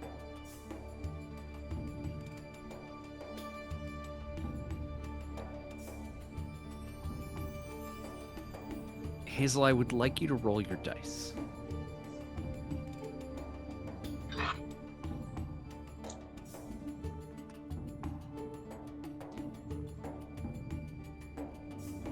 Three neutrals and a 1 makes a 1. So it does. You've done this with great care. And that care is perhaps the thing that you are best at. And you are so warm in all the ways that matter. Care is your strongest stat, if we wish to put it in game terms. And that care radiates from you as you step forward, warming the heart with your own body. And you can feel just a sparing connection, the barest thread between where you are and where Pinchtooth stands. And you feel that there are other points about the town that share a connection with this heart.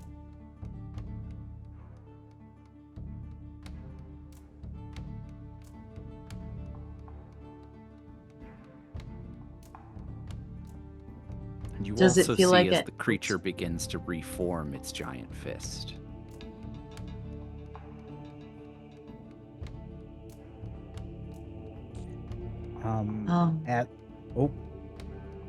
Are we still with Hazel? Yes, Sorry. yes. You Yeah, and okay. you are all still in the same space. Oh, no. I mean, is it still Hazel's turn, so to speak? Hazel, you have. Do you have anything you wish to do while the focus is on you? You said that it feels like it's connected to other places in the town. Does any one of them feel like it's calling out in particular? You feel like you're at the center of the calling. All other points seem significantly lesser than where you are.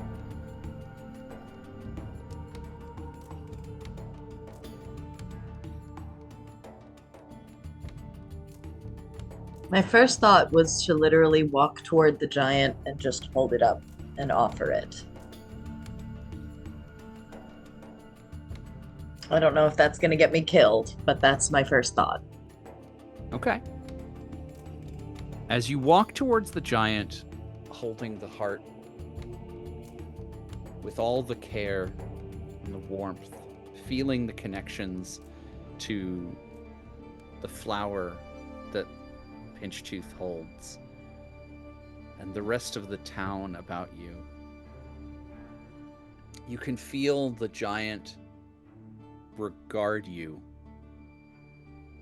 and then turn away as it begins to reform its mighty fist from the smoke, pulling itself back together from the dismissal that Pinchtooth gave it. As What it you have is mighty, but it is not enough on its own. Sorry, go ahead, Pinchtooth. Yeah. As the giant begins to reform, Pinchtooth once again calls out, Now we use our words. What do you want? Speak clearly and without this tantrum. Larkspur, we need you.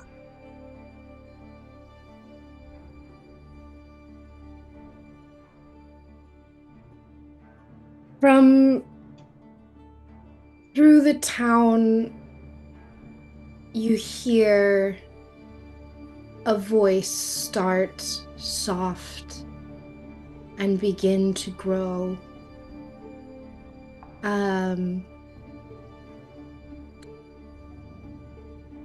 And the words start to make themselves clear to you as around the corner of the inkiest black, you see Larkspur, and in his hands a mound of earth wherein the flower still is growing as he sings to it. And he sings a verse to the flower about how you have to believe in the buds that will grow, and you have to believe in grass in the days of snow, and that there is a reason that all wild things sing on the darkest day to think of spring. And he walks towards Hazelthorn and holds the flower up high next to the heart. You feel a connection between the heart and the flower. And you feel that connection draw you like a magnetic line, like a compass, pointing you the side, where a little white cat brushes against one of the buildings. Well, we know who likes cats.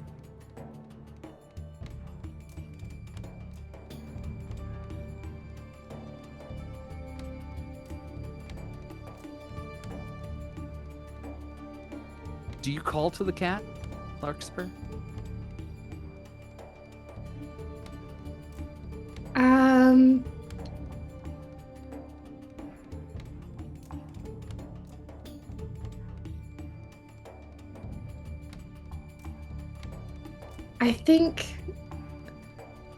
I think his hands are full. But I think Larkspur looks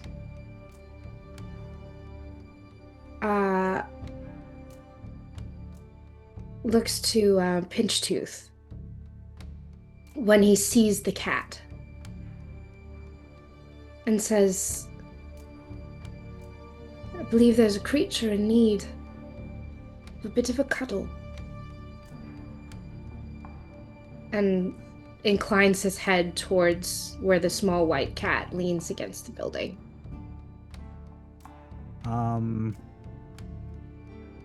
Pinchtooth looks out of the corner of her eye at the cat and then just starts to hobble over, all the while not taking, like, after looking at the cat just once, she focuses back on the shadow.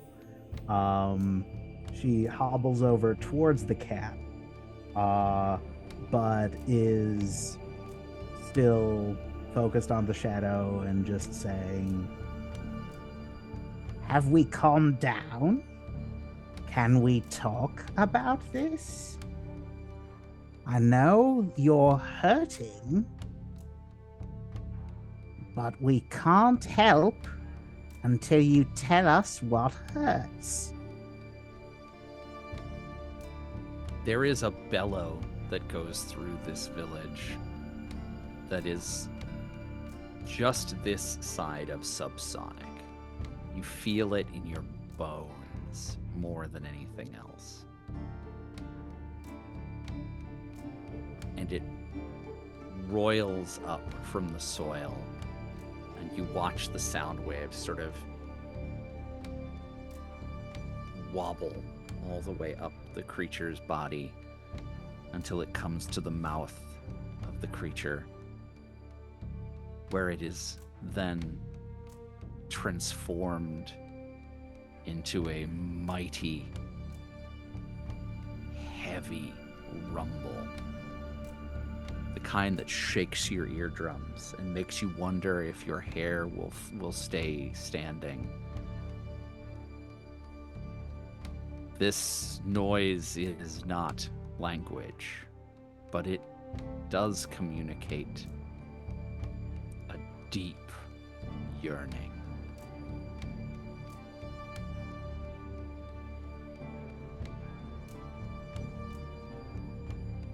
And the hand is beginning to reform. It seems as though you are very near to being in danger once again.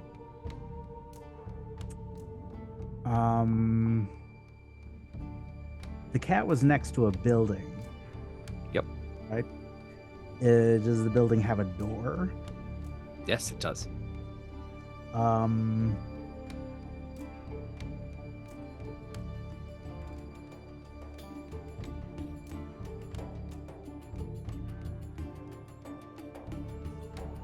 Seeing that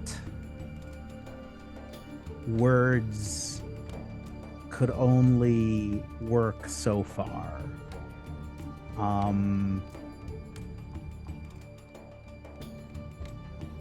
and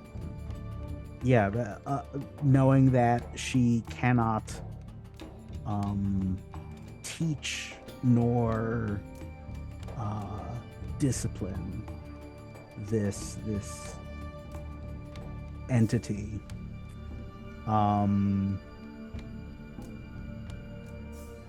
Pinchtooth shrinks into her maiden form, her maiden aspect, which is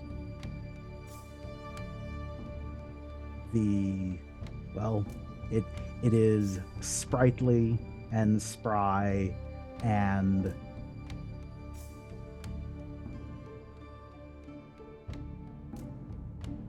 can run better than the other two, I guess. Mm-hmm. And also just has a bit more of is a bit more motivated to go pet the kitty. So she's gonna go towards the cat, but instead of like actually picking the cat up, she's going to try opening the door. See if she can get in, and if so, just kind of beckon the cat in. As you come to the door, it opens easily at your push, as though it was not even locked or latched to begin with. And as you open the door, the cat slides its way in around the door frame in the way that only cats can. And beyond the transom, you see a house frozen in time. A thick coating of rime covers everything inside. And at the center of the house is a crystalline pillar that looks suspiciously as though it may once have been a person.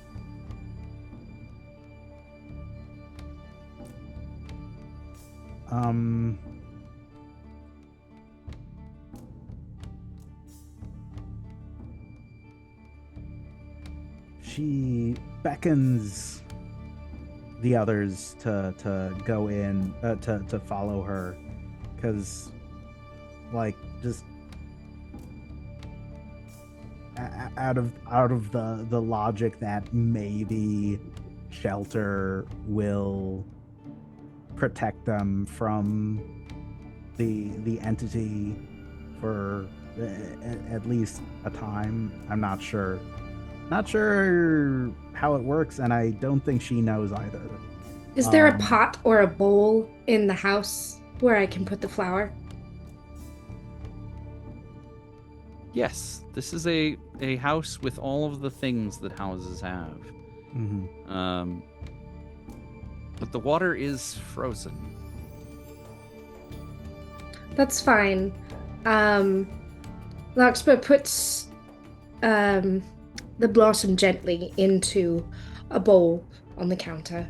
So as That's not right, to you brought the soil as well. Yeah. Yep. He would never pluck the flower. He would bring the soil. And takes the hourglass out of his pocket. Does the inside of the hourglass look like the crystal? It does not. Okay. Is the hourglass still moving? The hourglass still runs. Okay. Is there a fireplace? There is.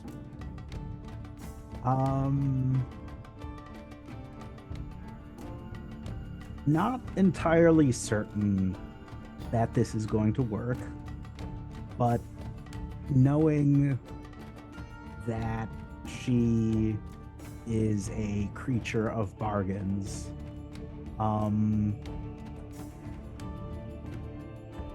Pinchtooth grabs a coin from her pocket and tosses it into the fireplace and asks if it could please give some warmth.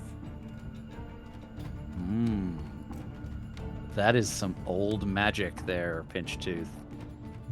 I would like you to roll your dice for me. Okay.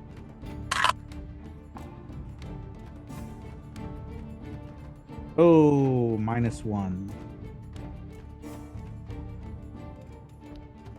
The coin itself becomes warm, but the hearth itself does not provide any heat.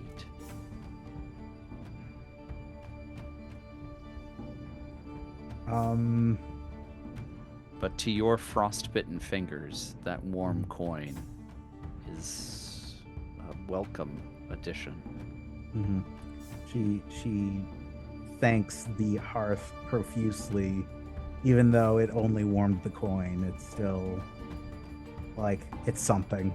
And she was taught always to thank things that give things to her. Is the heart still beating? Slowly, but yes. The crystalline pillar maybe used to be a person. Mm-hmm. Can we identify any of the features, or is it truly just like a vaguely person-shaped? It is full on, like, went Obscured. to the rock store crystal pillar. Got it. Is it cold to the touch? It is, yeah. Not ice cold, mind you, but cold. Do I notice any change if I hold the heart near it? Near the pillar, no.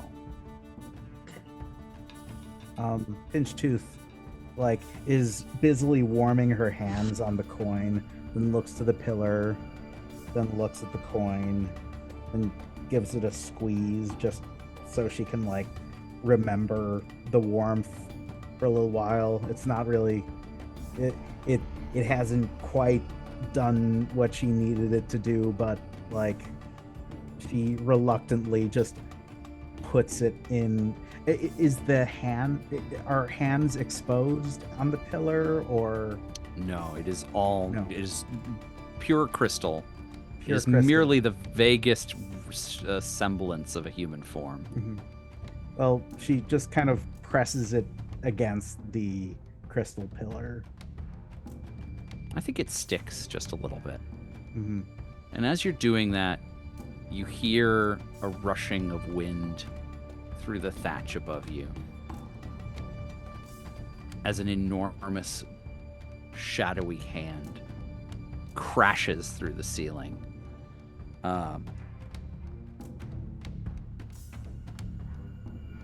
Yeah, okay. So I'm gonna need you all to roll to avoid taking damage from this. Tell me how you think you're getting away from it.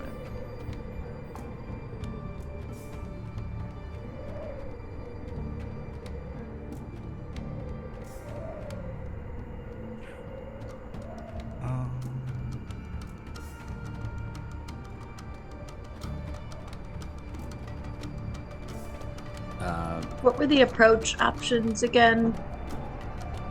If you Is wish that to know quick? the official ones, they are careful, Sorry. clever, flashy, forceful, quick, or sneaky. I think I'm still holding the heart, so I'm being careful. That was a total of 1 for me.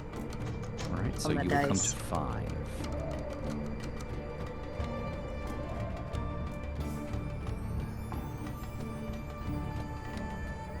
Ooh. All right. Well,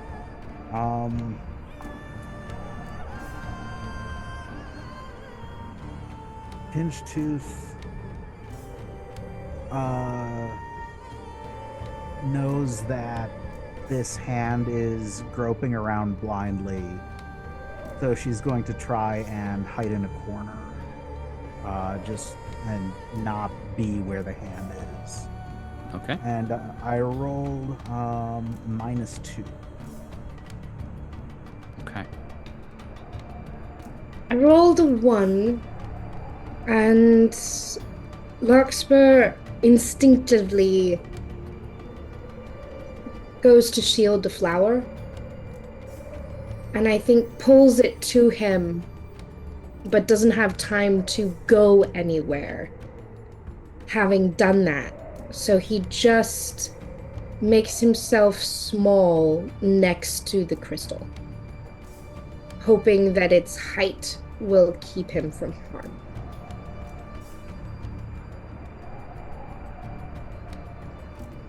Okay. Hazel, you have successfully avoided. Oh my goodness! You have successfully avoided taking any damage. Larkspur, you are going to take your second point of stress. Second? Pinchtooth. Yeah, I'm the one with the stress. Yep, you're right. That should have been on you. So you're taking your first point of stress, Larkspur. Amazing. Pinchtooth, you are taking 2 additional points of stress from this. Awesome. As you are not sneaky. And that means that Pinchtooth is on the verge of serious consequence. Oh dear.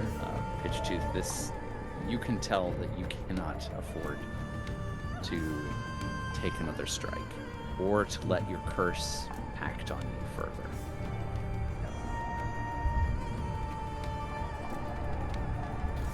Oh, The does house one- is in splinters around you. But the crystal stands.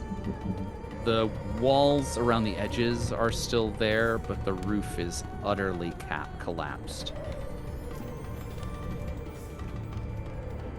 And you are in the midst of a great amount of debris and timber that have been knocked down as part of what once was the roof.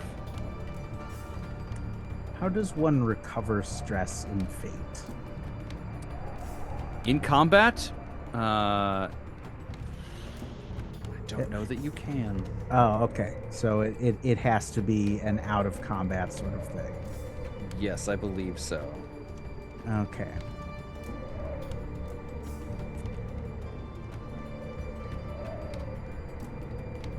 Hmm.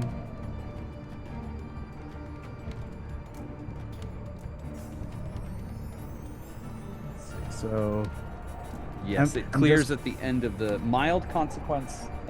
Clears at the end of the scene. Moderate consequence clears at the end of the session.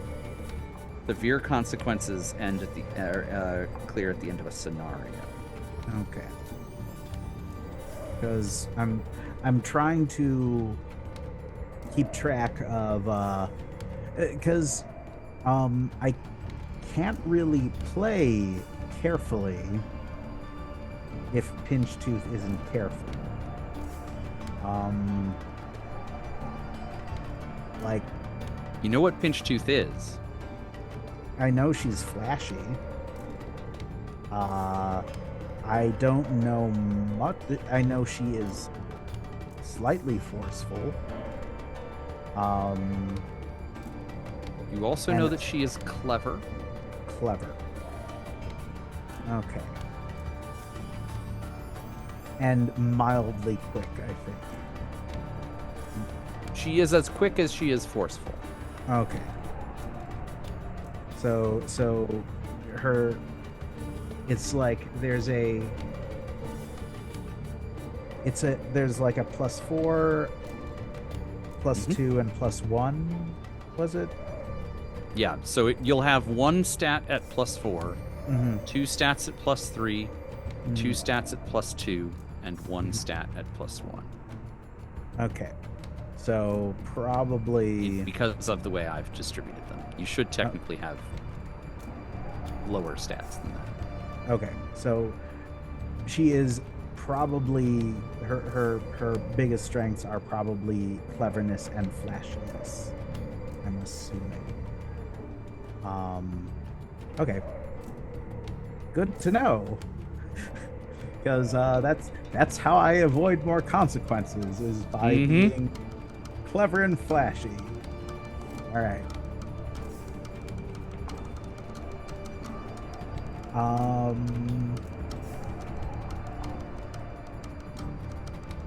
While Pinchtooth is thinking, Larkspur, Yeah. what are you up to? Mhm.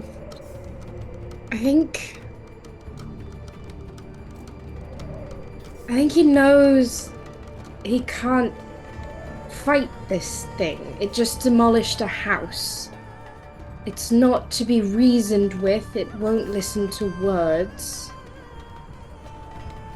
So the thing that is left to him is deeds.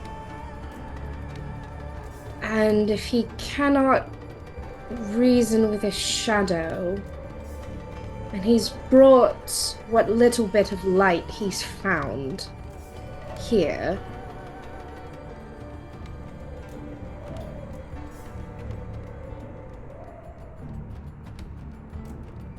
I think he's going to place both of his hands on this crystal and say,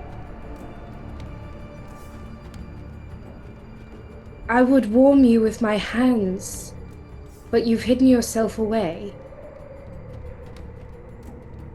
What good is the souls of all of those frozen round you if you cannot feel their warmth? And he's going to close his eyes and kiss what would be the forehead of the statue.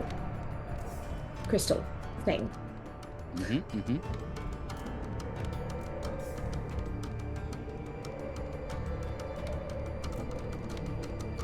I would like you to roll your dice. Unless you would like to spend a fate. Ooh, I want to use my fate point. Yeah, this is a good moment. Because you are good at finding beautiful things, Larkspur. And in a way, deep within the crystalline structure is indeed a beautiful thing. And as you kiss the forehead, I think you can see that just ever so briefly through the crystalline structure. Deep within is a person, as you suspected. And that person looks at you through the crystal.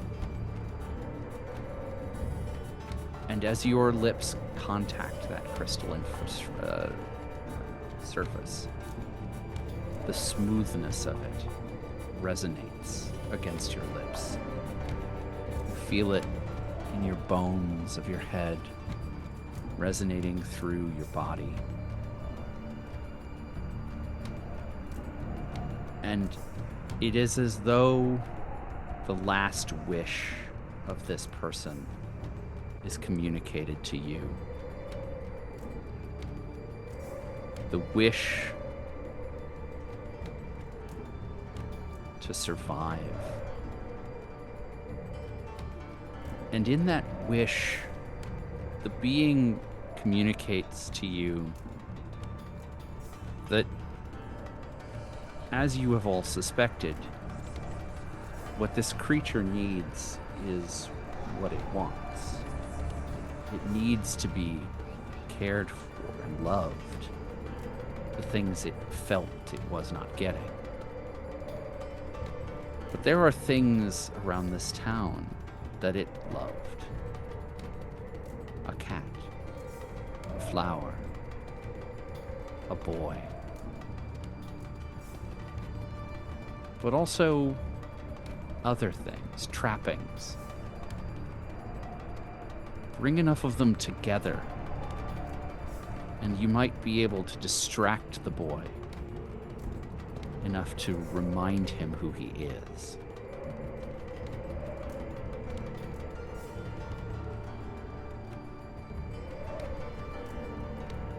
We've made a start, but it's not enough. I'll go west, you go east. Pinchtooth, north. Right. Look for spots of light. Okay. Look for anything that sparkles, anything that is not of the dark.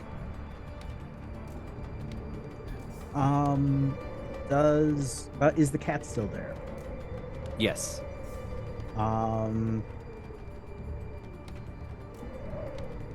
Pinchtooth scoops up the cat, if it is willing. The cat is willing for now, Mm-hmm. as cats sometimes are. Yes. And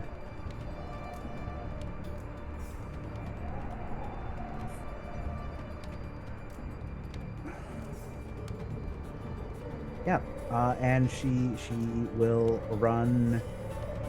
He'll run out and try and search for motes of light to the north. All right. As Pinchtooth quickly moves out of the house and to the north, I presume you are going to search carefully for the next thing, or was there a flashy maneuver you would like to try? Oh, let's see.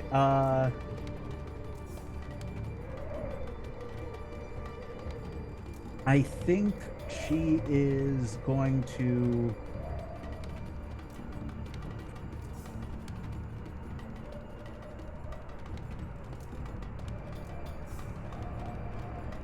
She's going to try and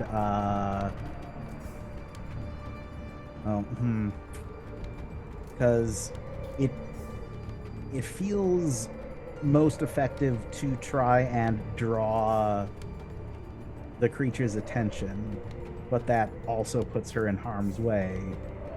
But it is also most effective at keeping out of harm's way by being flashy. You also have the cat. I also You got have that the little cat. kitty cat shield. Yeah, I do have the kitty cat shield.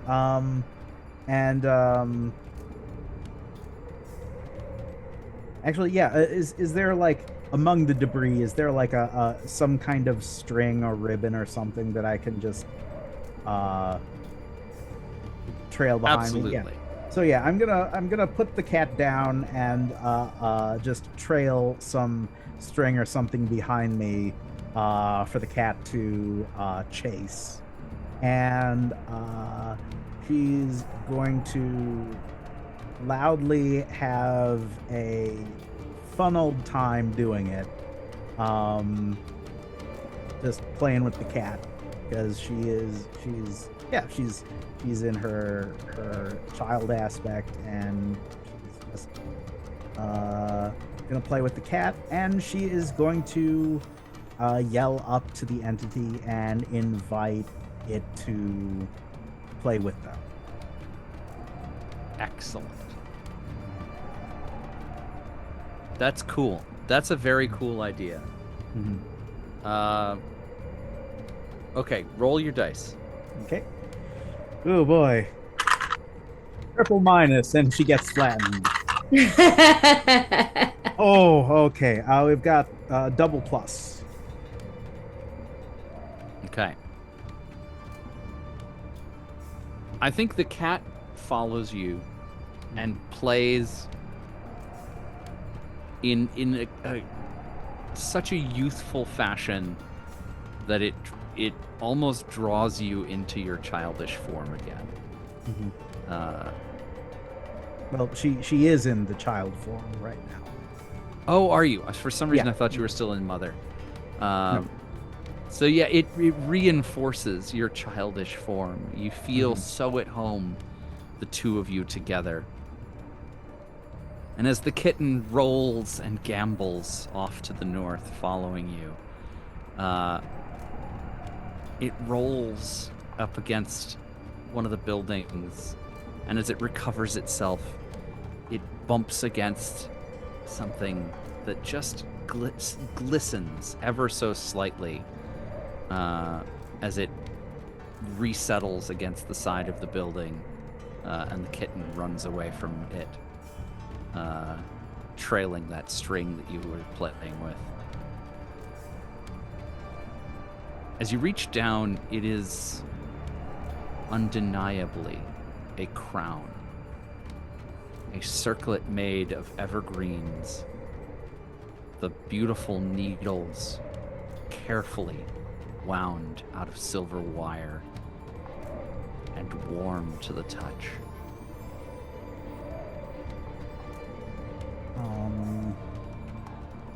She picks it up, but doesn't dare put it on because she has a feeling it's somebody else's. And you don't take things without offering something in return.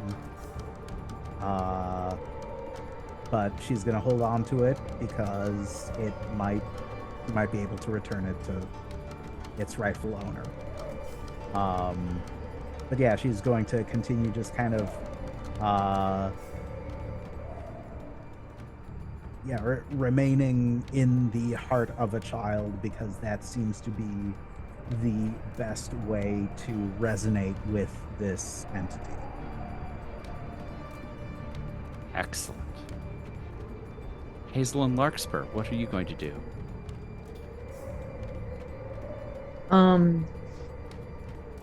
I don't know if this, but I mean, theater of the mind, so it could be. I don't know if the direction I'm going in lines up with the direction where I left Ardle? Is that his name? Yep. Ardle. I want to see if I can find him and retrieve him. I mean, I think if you were setting the directions you go, and you also wanted to do that, it makes sense that you would choose the direction you already wanted to go. So that makes, I think it follows that Artle would be where you went. How's he looking? Artle is in a bad way. He is beginning to frost over even more. And you see the beginnings of the crystallization that you see on the form in the house. Almost like a suit of armor, ironically, being formed around him.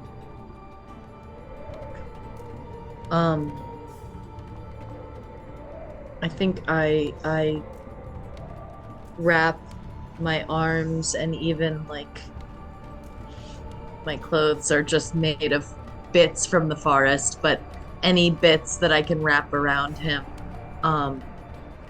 I try to use my body heat to warm him up and see if I can move him in the direction of the cottage where we found that crystalline pillar, even though it has no roof anymore.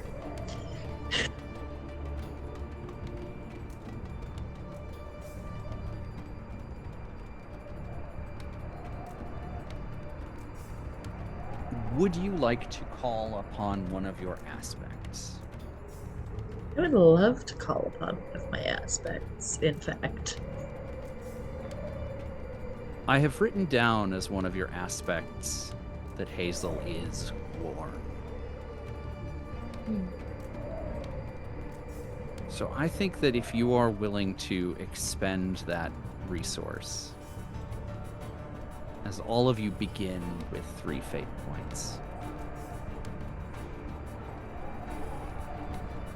you can call upon that aspect of warmth and pass it to Ardle, however briefly. Absolutely. At least enough to get him moved. So you're taking him back to the smashed-in house, or are you going to a different house?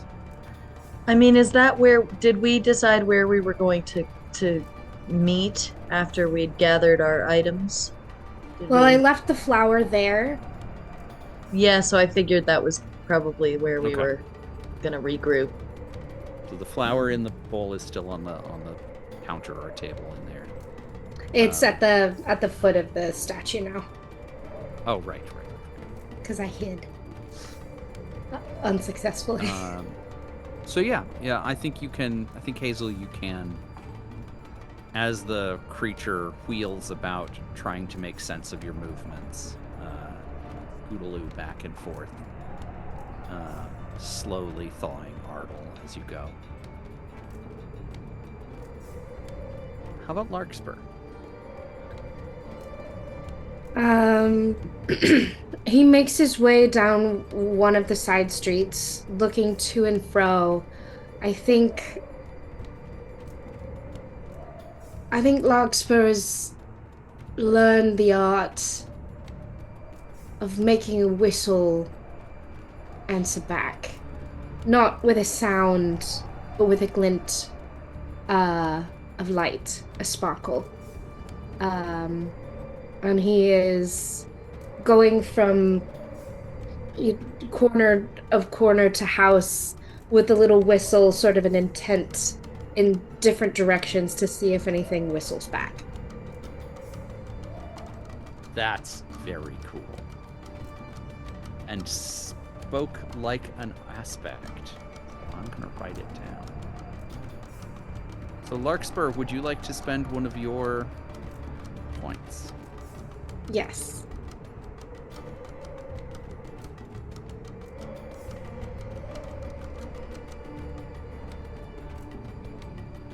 As you whistle out into the town using your abilities to eke the magic resonances around you, I think you come around a corner and find yourself in a space that was once the sort of market square.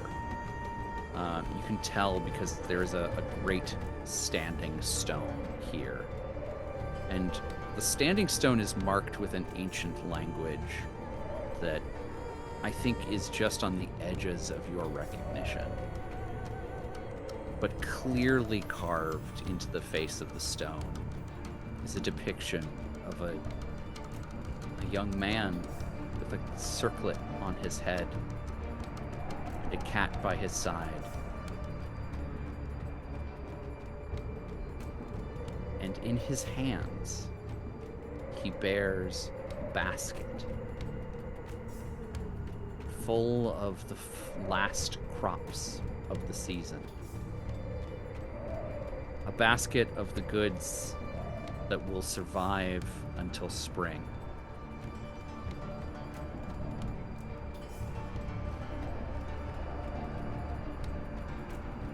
seems to be the most important piece of his legend, based on how much space it takes up. Mm.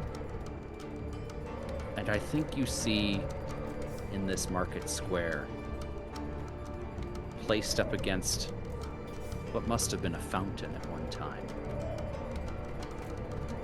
a very similar looking basket. And it is warm to the touch.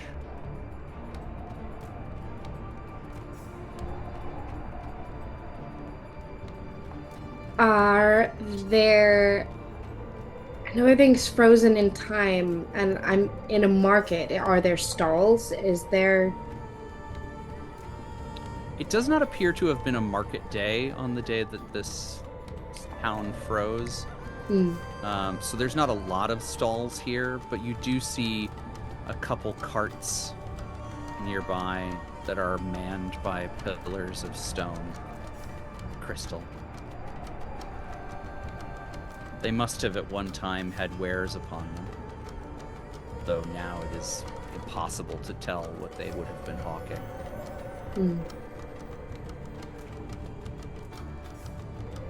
I think he takes a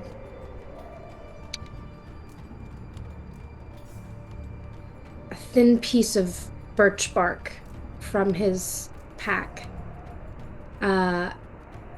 and presses it up against the carving and takes a stone and rubs it all over the back of it so that it leaves an impression of the carving on his birch, and puts that in the basket and then heads back in the direction he came.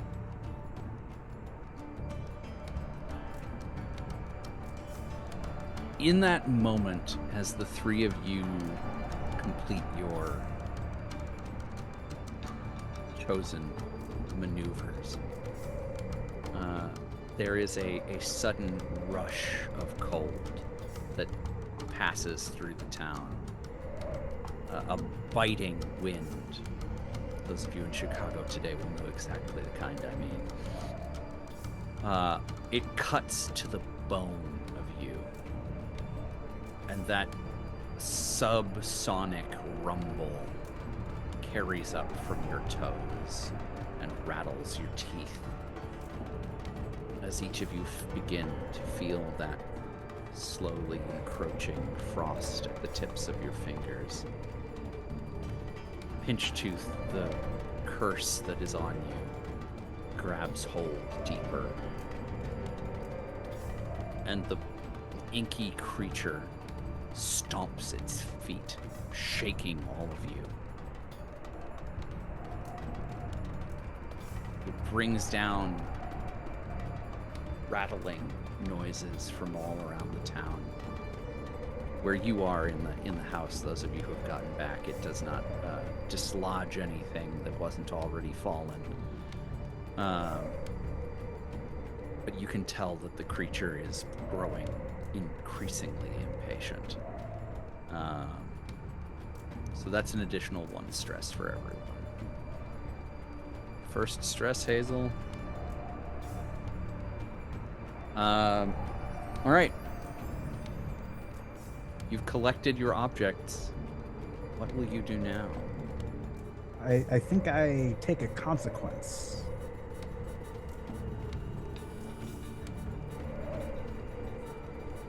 Sorry, can you repeat that?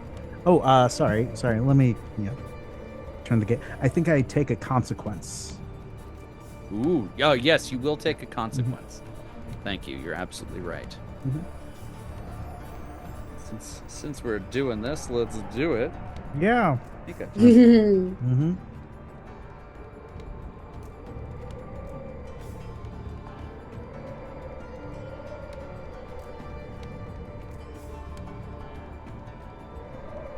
Yes, I just get to make it up. Okay. I believe that this consequence is fairly expected. Yeah. Though I do think you get the impression that continuing down this road gets weirder and weirder based upon where you've seen it ends up. Mm-hmm. But yeah, I think that you find that one of your arms is completely crystal. Mm-hmm. What you were holding in that hand is now a part of it. Mm-hmm. That warm coin is now locked deep inside the crystal. Mm-hmm. Still warm, but frozen. A perfect irony.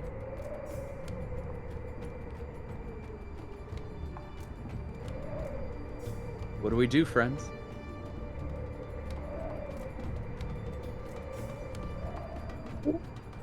Well, Do do we have everything? I think so. I mean, vegetables are a bit thin on the ground, but I did as best I could. I've got a friend. Do you think... clearly they're all together right now, so that's not enough. Do we bring them to him? Do we bring him to them? Something tells me I don't need to just chuck a basket into the darkness. Hello!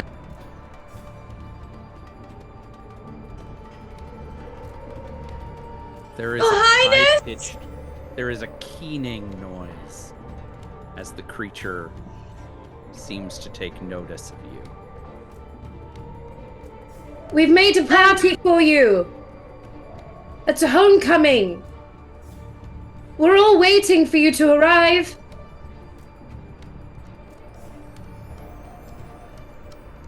Come and join us. Pinchtooth, what do you say? I got your crown, and I found it. I can give it back to you, and your kitty. You want to pet your kitty, right? You can't do it with the big hands. You have to have small hands. Ardle's waiting for you! I would like all of you to roll your dice.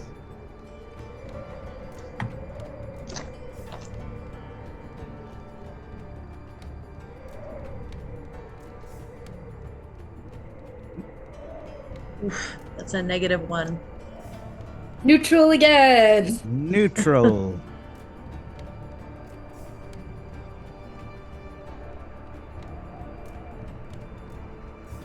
I think that's very appropriate. Because it's not anything flashy or special. There's not an enormous burst of light and a ray of hope coming down from the sky.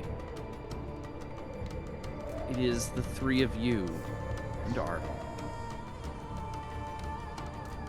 being vulnerable, giving love, showing that you care, calling him by his honorific, reminding him who he is, that pulls the smoke back into the boy. And as it coalesces back into a young adult, an elf in the flower of his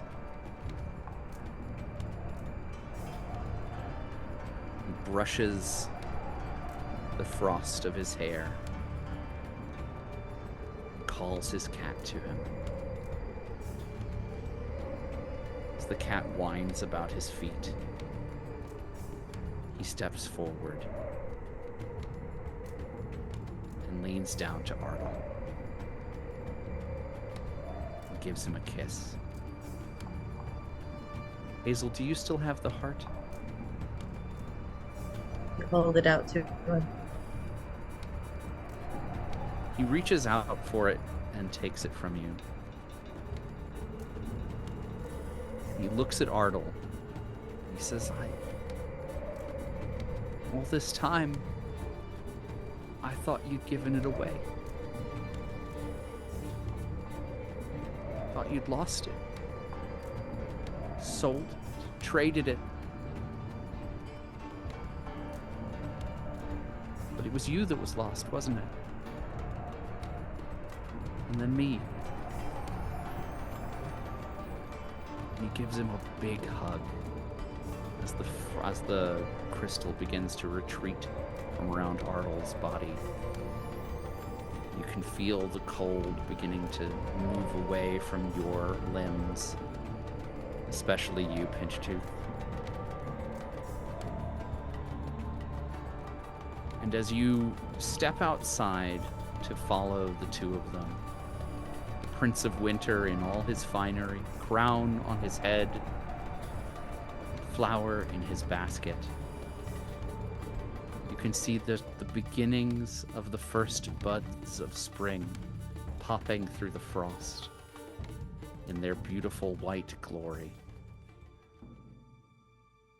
Petrichoria is once again growing.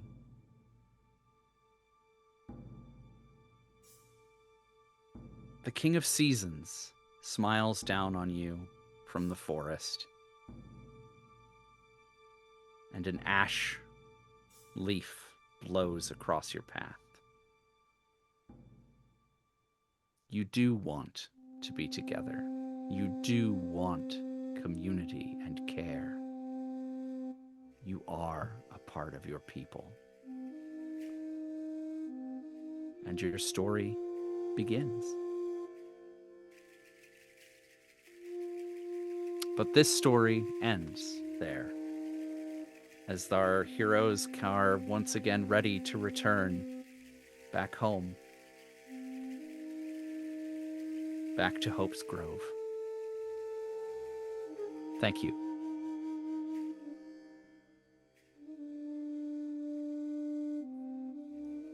Aww. Guys, that was real Thank good. you. Did good. Oh, thanks. Felt like such a fairy tale. I loved that. Mhm. I love when the solution isn't punch, punch, kill, kill. Yep. No, it's distract, find. Distract, find. Heal. Yeah. I'm almost sad. Yeah, I hope that you guys get a chance to check out the VOD from last week, because the setup for all of this is... I'm glad I didn't before Yes. this, but now I definitely want to.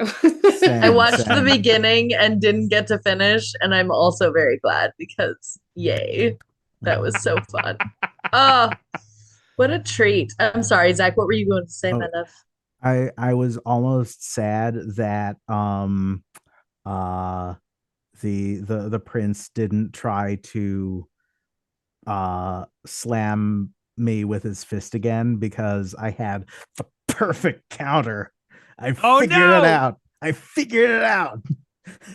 I was like, just from the new paradigm of like just being in the mind of a child, she would have just like held up her hand and gone, paper beats rock. Oh, I love it. Mm-hmm. In an alternate universe that happened, and it was great. Yes. If you hadn't run up... Oh, go ahead. Oh yes, let's do that. Once around the horn, we'll do our handles. Who wants to go first? Y'all know me. I'm Sadie. Audrey3 in the chat. Sadie Songs on Instagram. I'm here on Mondays, and on Thursday, February 2nd, we will be playing a Fistful of Eldrasite, a very, very, very fun little offshoot one shot with our wonderful Doc Ward and Nori, who are here right now. Oh my god, I'm so fucking excited to run a game for them. And Maui's playing, and Sunil is playing. It's gonna be a hoot. Don't miss it, kids. That sounds incredible. Yay. It's gonna be great. Yeah. I'm LJ. I'm LJbs in the chat. You can find me on Instagram at itsme_LJB. I will be here for Fistful of Eldersight. And then I'll be working on some upcoming things in the future campaigns coming up on this channel. So I'm very excited about that too. Excellent. I'm Zach. My Instagram handle does not matter because I have not touched it in ages. Maybe I will change that. But yeah, you can also find my neglected YouTube channel, Zach and Cats. Um, and but no, I'll be here. I'll be with everybody for Fistful of Eldersight. Um, and I believe I'm going to be in one of the next campaigns on Reflect also. So yeah, tune in for Elder Sight, and you will see me do some cosplay. Yeah. Stay right here for that. Mm-hmm. Right. Well, Uh, there we go. In the bag. So what do you think? Were you happy with the world?